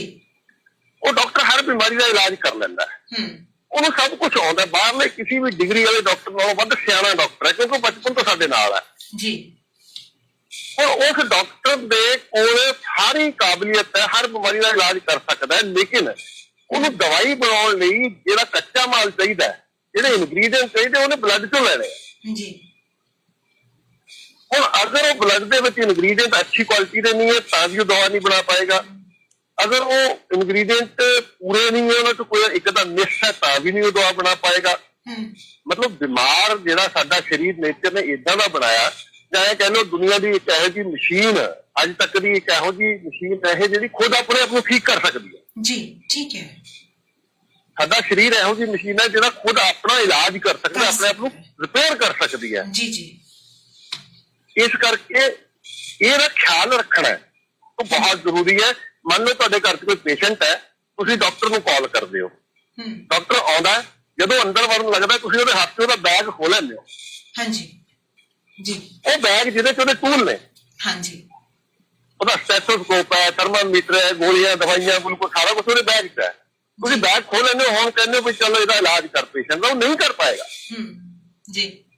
ਸਾਡੇ ਅੰਦਰ ਡਾਕਟਰ ਜਿਹੜਾ ਬੈਠਾ ਉੱਤੇ ਸਾਨੂੰ ਭਰੋਸਾ ਕਰਨਾ ਚਾਹੀਦਾ। ਬਸ ਆਪਾਂ ਕੀ ਕਰਨਾ ਹੈ ਕਿ ਆਪਣੇ ਬਲੱਡ ਦੇ ਵਿੱਚ ਸਾਰੇ ਇਨਗਰੀਡੀਐਂਟ ਅਵੇਲੇਬਲ ਕਰਾਉਣੇ ਨੇ, ਇਲਾਜ ਆਪੇ ਕਰ ਲੇਗਾ ਜੀ। ਠੀਕ ਹੈ। ਤੇ ਇਹ ਅੱਛੇ ਇਨਗਰੀਡੀਐਂਟ, ਜਿਹੜੇ ਸਾਰੇ ਇਨਗਰੀਡੀਐਂਟ ਔਰ ਅੱਛੀ ਕੁਆਲਿਟੀ ਦੇ ਇਨਗਰੀਡੀਐਂਟ ਤਾਂ ਹੀ ਸਾਡੇ ਬਲੱਡ ਮਿਕਸ ਹੋ ਸਕਦੇ ਨੇ ਅਗਰ ਅਸੀਂ ਖਾਣੇ ਨੂੰ ਚੰਗੇ ਤਰੀਕੇ ਨਾਲ ਖਾਂਦੇ ਆ। ਅਗਰ ਅਸੀਂ ਖਾਣੇ ਨੂੰ ਵਧੀਆ ਤਰੀਕੇ ਨਾਲ ਆਰਾਮ ਨਾਲ ਖਾਂਦੇ ਆ ਤੇ ਉਹ ਪੂਰੀ ਤਰ੍ਹਾਂ ਡਾਈਜੈਸਟ ਹੁੰਦਾ ਹੈ, ਤਾਂ ਹੀ ਉਹ ਇਨਗਰੀਡੀਐਂਟ ਸਾਡੇ ਬਲੱਡ 'ਚ ਜਾ ਕੇ ਮਿਕਸ ਹੋ ਸਕਣ। ਇੱਕ ਸਵਾਲ ਹੋਰ ਆ ਗਿਆ ਜੀ ਆਪਣੇ ਕੋਲੇ, ਇਹ ਨਾਰਮਲੀ ਹੈ, ਔਰ ਮੈਂ ਤਾਂ ਖੈਰ ਮੈਂ ਪਹਿਲਾਂ ਹੀ ਆਪਣਾ ਸਭ ਕੁਝ ਮੰਨੀ ਜਾਂਦੀ ਹਾਂ ਜੀ। ਮੈਂ ਤਾਂ ਇਹ ਚੀਜ਼ ਬਹੁਤ ਯੂਜ਼ ਕਰਦੀ ਹਾਂ, ਖੱਟੀ ਲੱਸੀ, ਜਿਹੜੀ ਅਸੀਂ ਚਾਟੀ ਦੀ ਲੱਸੀ ਕਹਿ ਦਿੰਦੇ, ਘਰੇ ਰਿੜਕੀ ਹੋਈ ਲੱਸੀ ਕਹਿ ਦਿੰਦੇ ਆ। ਤੇ ਇੱਕ ਸਵਾਲ ਹੈ ਇਕਬਾਲ ਗਿੱਲ ਹੋਰਾਂ ਦਾ, ਕਹਿੰਦੇ ਕਿ ਚਲੋ ਪਾਣੀ ਨਹੀਂ ਪੀਣਾ, ਇਹ ਗੱਲ ਸਾਈਡ ਤੇ ਰਹਿ ਗਈ ਕਿ ਅਸੀਂ ਰੋਟੀ ਦੇ ਨਾਲ ਬਿਲਕੁਲ ਲਿਕੁਇਡ ਨਹੀਂ ਪੀਣਾ, ਬਟ ਲੱਸੀ ਤਾਂ ਕਹਿੰਦੇ ਸਾਡੇ ਪੁਰਾਣੇ ਸਮਿਆਂ ਤੋਂ ਚੱਲਦੀ ਆ ਰਹੀ ਹੈ। ਔਰ ਅਸੀਂ ਕਈ ਵਾਰੀ ਨਿਰਣੇ ਕਾਲ ਤੇ ਵੀ ਜਿਹੜੀ ਮੇਰਾ ਤਾਂ ਕਈ ਵਾਰੀ ਹੁੰਦਾ ਹੈ ਵਿਚਾਰ, ਜੇ ਖੱਟੀ ਲੱਸੀ ਪਈ ਹੈ ਤਾਂ ਲੱਸੀ ਦਾ ਗਲਾਸ ਹੀ ਸਵੇਰੇ ਆਫਿਸ ਜਾਣ ਤੋਂ ਪਹਿਲਾਂ ਪੀ ਕੇ ਆਈਦਾ, ਤੇ ਨਾਲ ਵੀ ਆਫਿਸ ਅਸੀਂ ਕੈਰੀ ਕਰ ਲੈਂਦੇ ਹਾਂ ਜੀ ਆਪਣੀ ਲੱਸੀ। ਔਰ ਕਈ ਵਾਰੀ ਜੇ ਸ਼ਾਮ ਨੂੰ ਬਚ ਜੇ, ਅਸੀਂ ਕਾਲੀ ਮਿਰਚ, ਕਾਲਾ ਨਮਕ ਪਾ ਕੇ ਸ਼ਾਮ ਨੂੰ ਵੀ ਅਸੀਂ ਉਹ ਮਤਲਬ ਪੀ ਲੈਂਦੇ ਹਾਂ। ਵੀ ਫਿਰ ਅਸੀਂ ਲੱਸੀ ਵੀ ਨਹੀਂ ਪੀਣੀ, ਜਦਕਿ ਸਾਡੇ ਪੁਰਾਣੇ ਵਿਰਸੇ ਦੇ ਵਿੱਚ ਤਾਂ ਹੈ ਕਿ ਅਸੀਂ ਰੋਟੀ ਦੇ ਨਾਲ ਲੱਸੀ ਪੀਂਦੇ ਸੀਗੇ। ਦੇਖੋ ਜਿਹੜੀ ਲੱਸੀ ਹੈ, ਇਹਨੂੰ ਆਪਾਂ ਗੱਲ ਨੂੰ ਸਮਝੀਏ, ਸਿਸਟਮ ਨੂੰ ਸਮਝ ਲਈਏ ਜੀ, ਕਿਉਂਕਿ ਇਹਨੂੰ ਆਯੁਰਵੇਦ ਇਹ ਕਹਿੰਦਾ ਕਿ ਸਾਡੇ ਪੇਟ ਦੇ ਅੰਦਰ ਇੱਕ ਅੱਗ ਬਲਦੀ ਹੈ ਜਿਹਨਾਂ ਖਾਣਾ ਪਚਦਾ, ਜਠਰ-ਅਗਨੀ ਕਹਿੰਦੇ ਨੇ ਜੀ। ਮਤਲਬ ਕੀ ਹੈ ਕਿ ਸਾਡੇ ਬਾਡੀ 'ਚ ਹੀਟ ਪੈਦਾ ਹੁੰਦੀ ਹੈ ਜਦੋਂ ਖਾਣਾ ਡਾਈਜੈਸਟ ਹੁੰਦਾ ਜੀ। ਕੋਈ ਵੀ ਠੰਡਾ ਪਦਾਰਥ ਪੀਵਾਂਗੇ ਤਾਂ ਤੁਸੀਂ ਕਿਸੇ ਚੰਗੇ ਪਰਪਸ ਲਈ ਅੱਗ ਬਾਲੀ ਹੈ, ਉਹਦੇ ਤੇ ਪਾਣੀ ਦੀ ਬਾਲਟੀ ਪਾ ਦਿਓਗੇ ਤਾਂ ਗੜਬੜ ਹੋ ਜਾਏਗੀ ਨਾ ਜੀ। ਤਾਂ ਇਹ ਕੋਈ ਲੌਜਿਕ ਨਹੀਂ ਹੈ ਜੀ। ਅਸੀਂ ਪੁਰਾਣੇ ਸਮਿਆਂ ਤੋਂ ਜੋ ਕਰਦੇ ਆ ਰਹੇ ਹਾਂ, ਸਾਰਾ ਕੁਝ ਸਹੀ ਨਹੀਂ ਹੋ ਸਕਦਾ। ਉਦੋਂ ਚਲੋ ਉਹਨਾਂ ਨੂੰ ਨਹੀਂ ਸਮਝ ਆਉਂਦੀ ਸੀ, ਜਾਂ ਉਹ ਹਾਰਡ ਵਰਕ ਕਰਦੇ ਸੀ, ਖਾਣਾ ਡਾਈਜੈਸਟ ਹੋ ਜਾਂਦਾ ਸੀ ਜੀ। कोई भी, हाँ अगर तुसी चाहते हैं मतलब जरूरी है कुछ पीना, हाँ मतलब वो वार्म होना चाहिए, निग्गा गर्म होना चाहिए जी।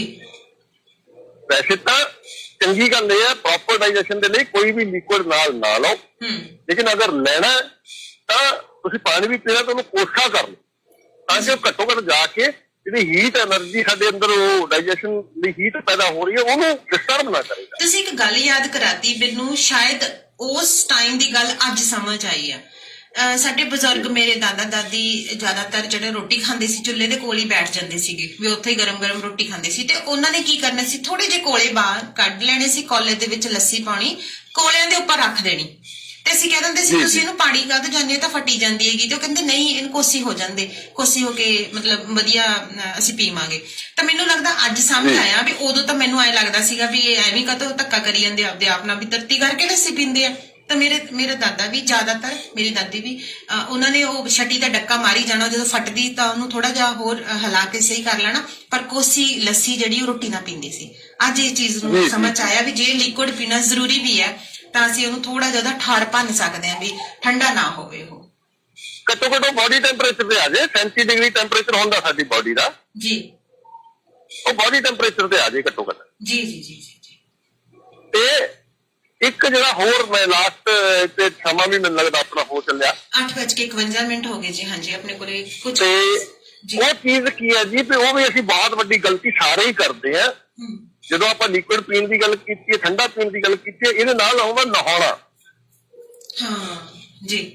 ਅਗਰ ਤੁਸੀਂ ਖਾਣਾ ਖਾਣ ਦੇ ਤੁਰੰਤ ਬਾਅਦ ਨਹਾ ਲੈਂਦੇ ਹੋ ਜਾਂ ਪਹਿਲਾਂ ਨਹਾਉਂਦੇ ਹੋ ਤਾਂ ਵੀ ਸਾਡਾ ਡਾਈਜੈਸ਼ਨ ਜਿਹੜਾ ਡਿਸਟਰਬ ਹੁੰਦਾ ਜੀ, ਕਿਉਂਕਿ ਜਦੋਂ ਅਸੀਂ ਨਹਾਉਂਦੇ ਆ ਤਾਂ ਸਾਡੀ ਬੋਡੀ ਦਾ ਟੈਂਪਰੇਚਰ ਥੱਲੇ ਚਲਿਆ ਜਾਂਦਾ ਜੀ, ਤੇ ਸਾਡੀ ਬੋਡੀ ਦੇ ਅੰਦਰ ਕੁਝ ਆਰਗਨ ਨੇ ਜਿਹੜੇ ਉਸ ਟੈਂਪਰੇਚਰ ਨੂੰ ਫਿਰ ਮੇਨਟੇਨ ਕਰਨ ਲਈ ਲੱਗੇ ਹੁੰਦੇ ਨੇ ਜੀ, ਉਹ ਕਿਸੇ ਹੋਰ ਟਾਸਕ 'ਚ ਲੱਗੇ ਹੋਏ ਨੇ ਤੇ ਸਾਰਾ ਧਿਆਨ ਬ੍ਰੇਨ ਦਾ ਵੀ ਉੱਥੇ ਕਿ ਹੁਣ ਬੋਡੀ ਨੂੰ ਵਾਰਮ ਕਰਨਾ, ਉਹ ਆਪਣੇ ਨਾਰਮਲ ਟੈਂਪਰੇਚਰ ਤੇ ਲੈ ਕੇ ਆਉਣਾ।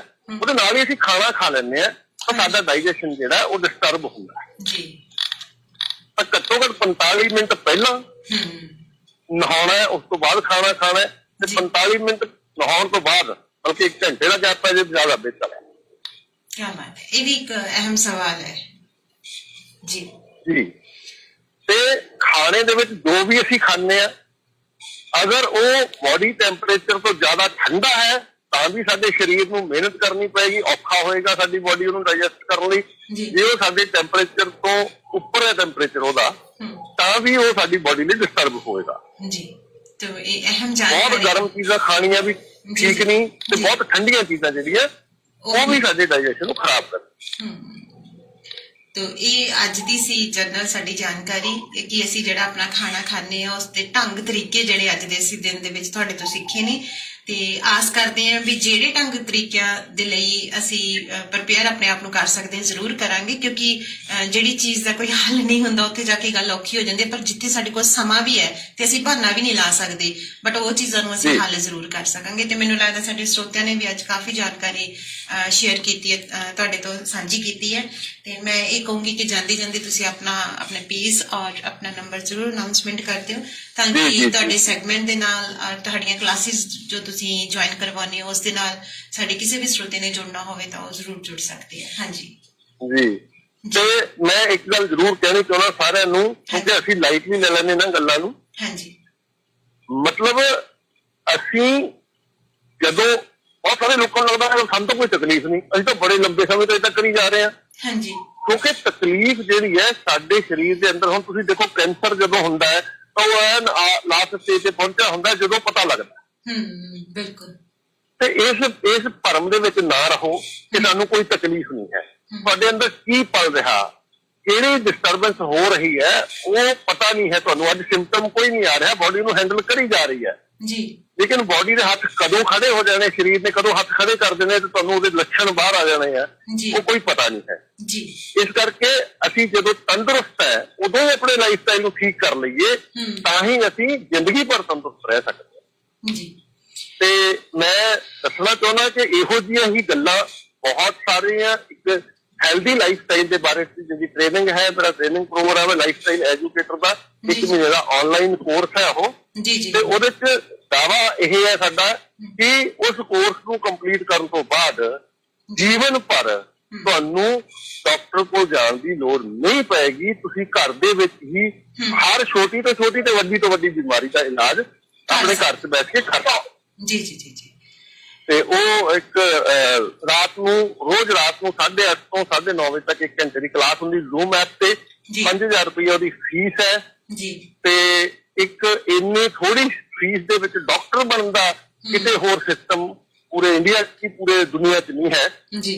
ਤੇ ਤੁਸੀਂ ਅਗਰ ਚਾਹੋ ਤਾਂ ਉਸ ਕੋਰਸ ਨੂੰ ਜੁਆਇਨ ਕਰ ਸਕਦੇ ਹੋ ਜੀ। ਤੇ ਲੇਕਿਨ ਮੈਂ ਚਾਹੁੰਦਾ ਕਿ ਅਗਰ ਕੋਈ ਪੇਰੈਂਟਸ ਕੋਰਸ ਨਹੀਂ ਕਰਨ ਦੇ ਯੋਗ ਹੈ ਤਾਂ ਇਸ ਪ੍ਰੋਗਰਾਮ ਨਾਲ ਜ਼ਰੂਰ ਜੁੜੇ ਰਹੋ ਤਾਂ ਕਿ ਤੁਹਾਨੂੰ ਬਹੁਤ ਸਾਰੀਆਂ ਜਾਣਕਾਰੀਆਂ ਜਿਹੜੀਆਂ ਉਹ ਬਿਨਾਂ ਕੋਈ ਪੇ ਕੀਤਿਆਂ ਵੀ ਤੁਹਾਨੂੰ ਮਿਲ ਸਕਦੀਆਂ ਜੀ। ਤਾਂ ਚੰਗੀ ਗੱਲ ਹੈ ਜੀ, ਕਿਉਂਕਿ ਉਹੀ ਗੱਲ ਆ ਗਈ ਵੀ ਜੇ ਅਸੀਂ ਪੈਸੇ ਕਿਸੇ ਪਾਸੇ ਨਹੀਂ ਲਾ ਸਕਦੇ ਤਾਂ ਅਸੀਂ ਇੱਕ ਫ੍ਰੀ ਆਫ ਕਾਸਟ ਇਹ ਪ੍ਰੋਗਰਾਮ ਸੁਣ ਸਕਦੇ ਹਾਂ ਔਰ ਬੜੀਆਂ ਸਾਰੀਆਂ ਗੱਲਾਂ ਬਾਤਾਂ ਜੋ ਸ਼ੇਅਰ ਹੋ ਜਾਂਦੀਆਂ। ਤੇ ਮੈਂ ਸਰੋਤਿਆਂ ਨੂੰ ਵੀ ਇੱਕ ਚੀਜ਼ ਕਹਿਣੀ ਹੁੰਦੀ ਹੈ ਹਮੇਸ਼ਾ ਹੀ ਕਿ ਜਿੱਥੇ ਜੇ ਤੁਹਾਨੂੰ ਲੱਗਦਾ ਹੈ ਕਿ ਪ੍ਰਵਾਸ ਦਾ ਕੋਈ ਉਪਰਾਲਾ ਤੁਹਾਡੇ ਲਈ ਬੈਨੀਫਿਟ ਲੈ ਕੇ ਆਇਆ ਔਰ ਤੁਸੀਂ ਉਹਨੂੰ ਸ਼ੇਅਰ ਜ਼ਰੂਰ ਕਰਿਆ ਕਰੋ ਆਪਣੇ ਦੋਸਤਾਂ ਮਿੱਤਰਾਂ ਨੂੰ ਕਿ ਆਪਾਂ ਇਕੱਲੇ ਨਹੀਂ ਡਿਸਟਰਬ ਹੁੰਦੇ ਆਪਣੀ ਲਾਈਫ ਦੇ ਵਿੱਚ। ਬੜੇ ਸਾਰੇ ਲੋਕ ਹੋਰ ਵੀ ਹੁੰਦੇ ਆ ਜੋ ਕਿਸੇ ਨਾ ਕਿਸੇ ਕਾਰਨ ਆਪਣੀ ਲਾਈਫ ਦੇ ਵਿੱਚ ਕੁਝ ਨਾ ਕੁਝ ਸਟਰਗਲ ਕਰ ਰਹੇ ਹੁੰਦੇ ਆ।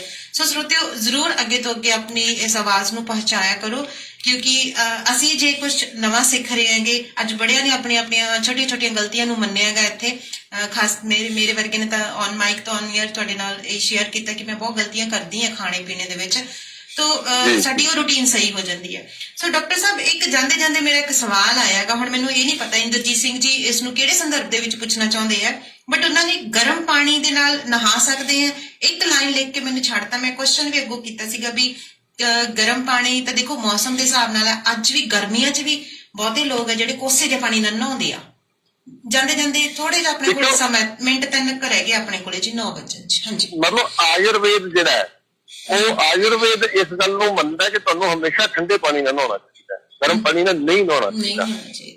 ਲੇਕਿਨ ਮੇਰਾ ਵਿਚਾਰ ਇਹ ਹੈ ਕਿ ਜਦੋਂ ਆਪਾਂ ਨਹਾਉਂਦੇ ਆ ਤਾਂ ਉਹ ਪਾਣੀ ਅਗਰ ਤੁਹਾਡੇ ਬਾਡੀ ਟੈਂਪਰੇਚਰ ਦੇ ਨਾਲ ਮੈਚ ਕਰਦਾ ਹੈ ਤਾਂ ਹੀ ਉਹ ਵਧੀਆ ਤੁਹਾਡਾ ਮਤਲਬ ਪਾਣੀ ਹੈ। ਜੇ ਜ਼ਿਆਦਾ ਠੰਡਾ ਹੈ ਤਾਂ ਵੀ ਤੁਹਾਡੀ ਬਾਡੀ ਇੱਕਦਮ ਟੈਂਪਰੇਚਰ ਲੋ ਹੋ ਜਾਏਗਾ ਉਹਦਾ, ਤੇ ਜੇ ਉਹ ਗਰਮ ਹੈ ਤਾਂ ਇੱਕਦਮ ਬਾਡੀ ਤੁਹਾਡੀ ਟੈਂਪਰੇਚਰ ਆਪਣਾ ਉਹਦਾ ਵਧੇਗਾ। ਤੇ ਇਸ ਕਰਕੇ ਪਾਣੀ ਜਿਹੜਾ ਨਹਾਉਣ ਵਾਲਾ ਪਾਣੀ ਹੈ ਉਹ ਨਾਰਮਲ ਬਾਡੀ ਟੈਂਪਰੇਚਰ ਦਾ ਪਾਣੀ ਹੋਊਗਾ ਤਾਂ ਜ਼ਿਆਦਾ ਬੈਨੀਫੀਸ਼ੀਅਲ ਹੈ। ਜੀ ਜੀ, ਤਾਂ ਬੜੀ ਸਾਰੀ ਜੀ ਜੀ। ਹਾਂਜੀ, मोबाइल नंबर मैं शेयर कर दूंगा जी। मेरा मोबाइल नंबर है 9256213157 92561357। ਤੁਸੀਂ ਮੇਰੇ ਨਾਲ WhatsApp ਤੇ ਜੁੜ ਸਕਦੇ ਹੋ। ਕੋਈ ਵੀ ਪ੍ਰਸ਼ਨ ਹੈ ਤੁਹਾਡਾ, ਕੋਈ ਵੀ ਤੁਹਾਡੀ ਪ੍ਰੋਬਲਮ ਹੈ, ਤੁਸੀਂ ਡਿਸਕਸ ਕਰ ਸਕਦੇ ਹੋ, ਮੈਨੂੰ ਕਾਲ ਕਰ ਸਕਦੇ ਹੋ ਤੇ ਉਹਦੀ ਕੋਈ ਫੀਸ ਨਹੀਂ ਹੈ। ਕੋਈ ਤੁਸੀਂ ਕਾਲ ਕਰਦੇ ਹੋ ਜਾਂ ਮਤਲਬ ਛੋਟੀ ਮੋਟੀ ਸਲਾਹ ਲੈਂਦੇ ਹੋ ਉਹ ਟੋਟਲ ਫ੍ਰੀ ਹੈ ਜੀ, ਉਹਦੇ ਚਾਰजेस ਨਹੀਂ ਜੀ। ਕਿਉਂਕਿ ਮੇਰੇ ਕੋਲੇ ਹੁਣੀ ਇੱਕ ਮੈਸੇਜ ਮਨਦੀਪ ਹੋਰਾਂ ਦਾ ਆਇਆ ਜੀ ਸਾਊਥ ਕੋਰੀਆ ਤੋਂ, तो ਮੈਨੂੰ ਲੱਗਦਾ ਹੈ ਇਹ ਤੁਹਾਡੇ ਨਾਲ ਗੱਲਬਾਤ ਕਰਨਗੇ ਕਿਸੇ ਮੈਟਰ ਤੇ, ਕਿਉਂਕਿ ਅਸੀਂ ਆਪਣੇ ਸਰੋਤਿਆਂ ਨੂੰ ਕਹਿ ਹੀ ਦਿੰਦੇ ਹੁੰਦੇ ਆ ਕਿ ਜੇਕਰ ਤੁਸੀਂ ਔਨ ਏਅਰ ਇੱਥੇ ਤੁਸੀਂ ਲਾਈਵ ਦੇ ਵਿੱਚ ਨਹੀਂ ਪੁੱਛ ਸਕਦੇ। ਔਰ ਮੈਂ ਤੁਹਾਨੂੰ ਇੱਕ ਕਨਫਰਮ ਵੀ ਕਰਦੀ ਹਾਂ ਕਿ WhatsApp ਤੇ ਆਪਣਾ ਮੈਸੇਜ ਛੱਡ ਦਿਆ ਕਰੋ। ਅਗਰ ਤੁਸੀਂ ਆਪਣਾ ਨਾਮ ਵੀ ਨਹੀਂ ਦੱਸਣਾ ਹੁੰਦਾ ਨਾਂ ਦੱਸਿਆ ਕਰੋ, ਮੈਂ ਤੁਹਾਡੀ ਗੱਲ ਨੂੰ ਇੱਕ ਤਰੀਕੇ 'ਚ ਪੁੱਛ ਸਕਦੀ ਹੁੰਦੀ ਹਾਂ। ਬਟ ਜੇ ਤੁਸੀਂ ਆਪਣੇ ਤਰੀਕੇ ਦੀ ਗੱਲਬਾਤ ਕਰਨੀ ਹੁੰਦੀ ਤਾਂ ਜ਼ਰੂਰ ਡਾਕਟਰ ਸਾਹਿਬ ਨਾਲ ਗੱਲ ਕਰ ਲਿਆ ਕਰੋ। ਹਾਂਜੀ, तो ये ਤਾਂ ਜਾਣਕਾਰੀ ਅੱਜ ਬਹੁਤ ਕੁਝ ਸਾਡੇ ਸਰੋਤਿਆਂ ਨੇ ਵੀ ਨਵਾਂ ਸਿੱਖਿਆ ਔਰ ਤੁਹਾਡੇ ਵੱਲੋਂ ਵੀ ਬੜਾ ਸੋਹਣਾ ਉਪਰਾਲਾ ਕੀਤਾ ਜਾ ਰਿਹਾ, ਕਿਉਂਕਿ ਅਸੀਂ ਅੱਧੇ ਘੰਟੇ ਤੋਂ ਚੱਲੇ ਸੀ, ਮੈਨੂੰ ਲੱਗਦਾ ਹੁਣ ਅਸੀਂ ਘੰਟੇ ਦੇ ਵਿੱਚ ਆ ਗਏ ਆ। ਔਰ ਲਾਜ਼ਮੀ ਵੀ ਹੁੰਦਾ ਹੈ ਕਿਉਂਕਿ ਡਾਕਟਰ ਸਾਹਿਬ ਜੇ ਮੰਨ ਕੇ ਜੇ 5 ਕੁਐਸਚਨ ਪੁੱਛੀਏ ਤਾਂ ਉਹ ਮੇਰਾ ਕੰਮ ਰਹਿ ਜਾਂਦਾ ਹੈ ਕਿ ਮੇਰਾ ਪ੍ਰੋਗਰਾਮ ਹੈ ਔਰ ਤੁਹਾਡੀ ਡਿਊਟੀ ਹੈਗੀ ਆ, ਮੈਂ ਜਿੰਨੇ ਸਵਾਲ ਪੁੱਛ ਲਏ ਤੁਸੀਂ ਦੱਸਦੇ। ਪਰ ਜਦੋਂ ਸਾਡੇ ਸਰੋਤੇ ਨਾਲ ਹੁੰਦੇ ਆ ਉਹ ਕੁਝ ਨਾ ਕੁਝ ਪੁੱਛਦੇ ਆ ਤਾਂ ਨਾਰਮਲੀ ਇੰਨਾ ਕੁ ਟਾਈਮ ਲੱਗ ਜਾਂਦਾ। ਤੇ ਮੈਂ ਤਾਂ ਬਹੁਤ ਤਹਿ ਦਿਲੋਂ ਧੰਨਵਾਦ ਕਰਦੀ ਹਾਂ ਕਿ ਤੁਸੀਂ ਮੇਰੇ ਲਈ 1 ਘੰਟਾ ਦੇਤਾ ਮੈਨੂੰ। ਬਹੁਤ ਬਹੁਤ ਸ਼ੁਕਰੀਆ ਜੀ, ਬੜਾ ਕੁਝ ਸਿੱਖ ਰਹੇ ਸਾਡੇ ਸਰੋਤੇ ਔਰ ਬੜਾ ਆਪਣੇ ਸਰੀਰ ਨੂੰ ਸਾਂਭ ਰਹੇ ਹੈਗੇ। ਹਾਂਜੀ, ਠੀਕ ਹੈ ਜੀ। ਮੈਂ ਇੱਕ ਗੱਲ ਉਹਦੇ ਵਿੱਚ ਮਿਸ ਹੋ ਗਈ ਸੀ, ਮੈਂ ਕਹਿਣਾ ਚਾਹੁੰਦਾ, ਬਸ ਉਸ ਤੋਂ ਬਾਅਦ ਸਮਾਪਤੀ ਹੈ। ਉਹ ਵਰਤ ਦੇ ਸੰਬੰਧ ਚ ਗੱਲ ਕੀਤੀ ਸੀ ਕਿਸੇ ਮਿੱਤਰ ਨੇ। ਵਰਤ ਤੁਸੀਂ ਜਦੋਂ ਰੱਖਣਾ 24 ਆਵਰ ਲਈ ਅਸੀਂ ਬਾਡੀ ਨੂੰ ਕੋਈ ਸੋਲਿਡ ਫੂਡ ਨਹੀਂ ਦੇਣਾ, ਸਿਰਫ ਨਾਰੀਅਲ ਪਾਣੀ। ਜਦੋਂ ਕਿਤੇ ਤੁਹਾਨੂੰ ਜ਼ਿਆਦਾ ਭੁੱਖ ਦਾ ਅਹਿਸਾਸ ਹੁੰਦਾ, ਮਤਲਬ ਏਦਾਂ ਵੀ ਨਹੀਂ ਕਰਨਾ ਵੀ ਕੁਛ ਲੋਕ ਪਾਣੀ ਵੀ ਨਹੀਂ ਪੀਂਦੇ, ਉਹ ਗਲਤ ਹੈ। ਮਤਲਬ ਸਿੰਪਲ ਪਾਣੀ ਪੀ ਸਕਦੇ ਹੋ ਤੁਸੀਂ, ਔਰ ਨਾਰੀਅਲ ਪਾਣੀ ਲੈ ਸਕਦੇ ਹੋ, ਲਿਕੁਇਡ ਦੇ ਵਿੱਚ ਨਾਰੀਅਲ ਪਾਣੀ ਬਹੁਤ ਵਧੀਆ ਚੀਜ਼ ਹੁੰਦੀ ਹੈ। ਤੇ 24 ਘੰਟੇ 'ਚ ਤੁਸੀਂ ਕੋਈ ਸੋਲਿਡ ਫੂਡ ਬੋਡੀ ਨੂੰ ਨਹੀਂ ਦੇਣਾ। ਉਹ ਵਰਤ ਜਿਹੜਾ ਹੈ ਤੁਹਾਡੇ ਸਰੀਰ ਲਈ ਹਫ਼ਤੇ 'ਚ ਅਗਰ ਇੱਕ ਰੱਖਦੇ ਹੋ ਤਾਂ ਬਹੁਤ ਹੀ ਫਾਇਦੇਮੰਦ ਹੈ ਜੀ। ਤਾਂ ਉਹ ਔਖਾ ਹੈ ਵੀ ਜਿਹੜਾ ਸਵੇਰੇ ਅਸੀਂ ਪੂਰਾ ਭਰ ਕੇ ਕੋਲਾ ਖਾ ਲਿਆ ਤੇ ਸ਼ਾਮ ਨੂੰ ਫਿਰ ਅਸੀਂ ਭਰ ਕੇ ਥਾਲ ਖਾ ਲਿਆ ਤੇ ਵਿੱਚ ਵਿਚਾਲੇ ਉਹ ਲਾਭ ਦੀ ਜਗ੍ਹਾ ਨੁਕਸਾਨ ਹੈ। ਉਹ ਫਾਇਦਾ ਨਹੀਂ ਕਰਦਾ, ਉਹ ਨੁਕਸਾਨ ਕਰੇਗਾ ਜੀ। ਔਰ ਬੜੀ ਮਿਹਰਬਾਨੀ, ਅੱਜ ਤੁਸੀਂ ਬੜੇ ਅਹਿਮ ਗੱਲਬਾਤ ਤੇ ਸਾਡੇ ਨਾਲ ਅੱਜ ਦੇ ਇਸ ਦਿਨ ਦੇ ਵਿੱਚ ਜਾਣਕਾਰੀ ਲੈ ਕੇ ਸ਼ਾਮਿਲ ਹੋਏ। ਔਰ ਦਿਲੋਂ ਧੰਨਵਾਦ ਡਾਕਟਰ ਸਾਹਿਬ ਤੁਹਾਡਾ। ਬਹੁਤ ਬਹੁਤ ਸ਼ੁਕਰੀਆ ਜੀ, ਮਿਹਰਬਾਨੀ ਸਮਾਂ ਦੇਣ ਦੇ ਲਈ। ਸ਼ੁਕਰੀਆ ਜੀ। ਸਤਿ ਸ਼੍ਰੀ ਅਕਾਲ ਸਾਰੇ ਸਰੋਤਿਆਂ ਨੂੰ ਵੀ ਤੇ ਮਨਜੀਤ ਮਾਨ ਜੀ ਤੁਹਾਨੂੰ ਵੀ ਬਹੁਤ ਬਹੁਤ ਜੀ। ਸਤਿ ਸ਼੍ਰੀ ਅਕਾਲ ਜੀ ਤੁਹਾਨੂੰ ਵੀ। ਅੱਜ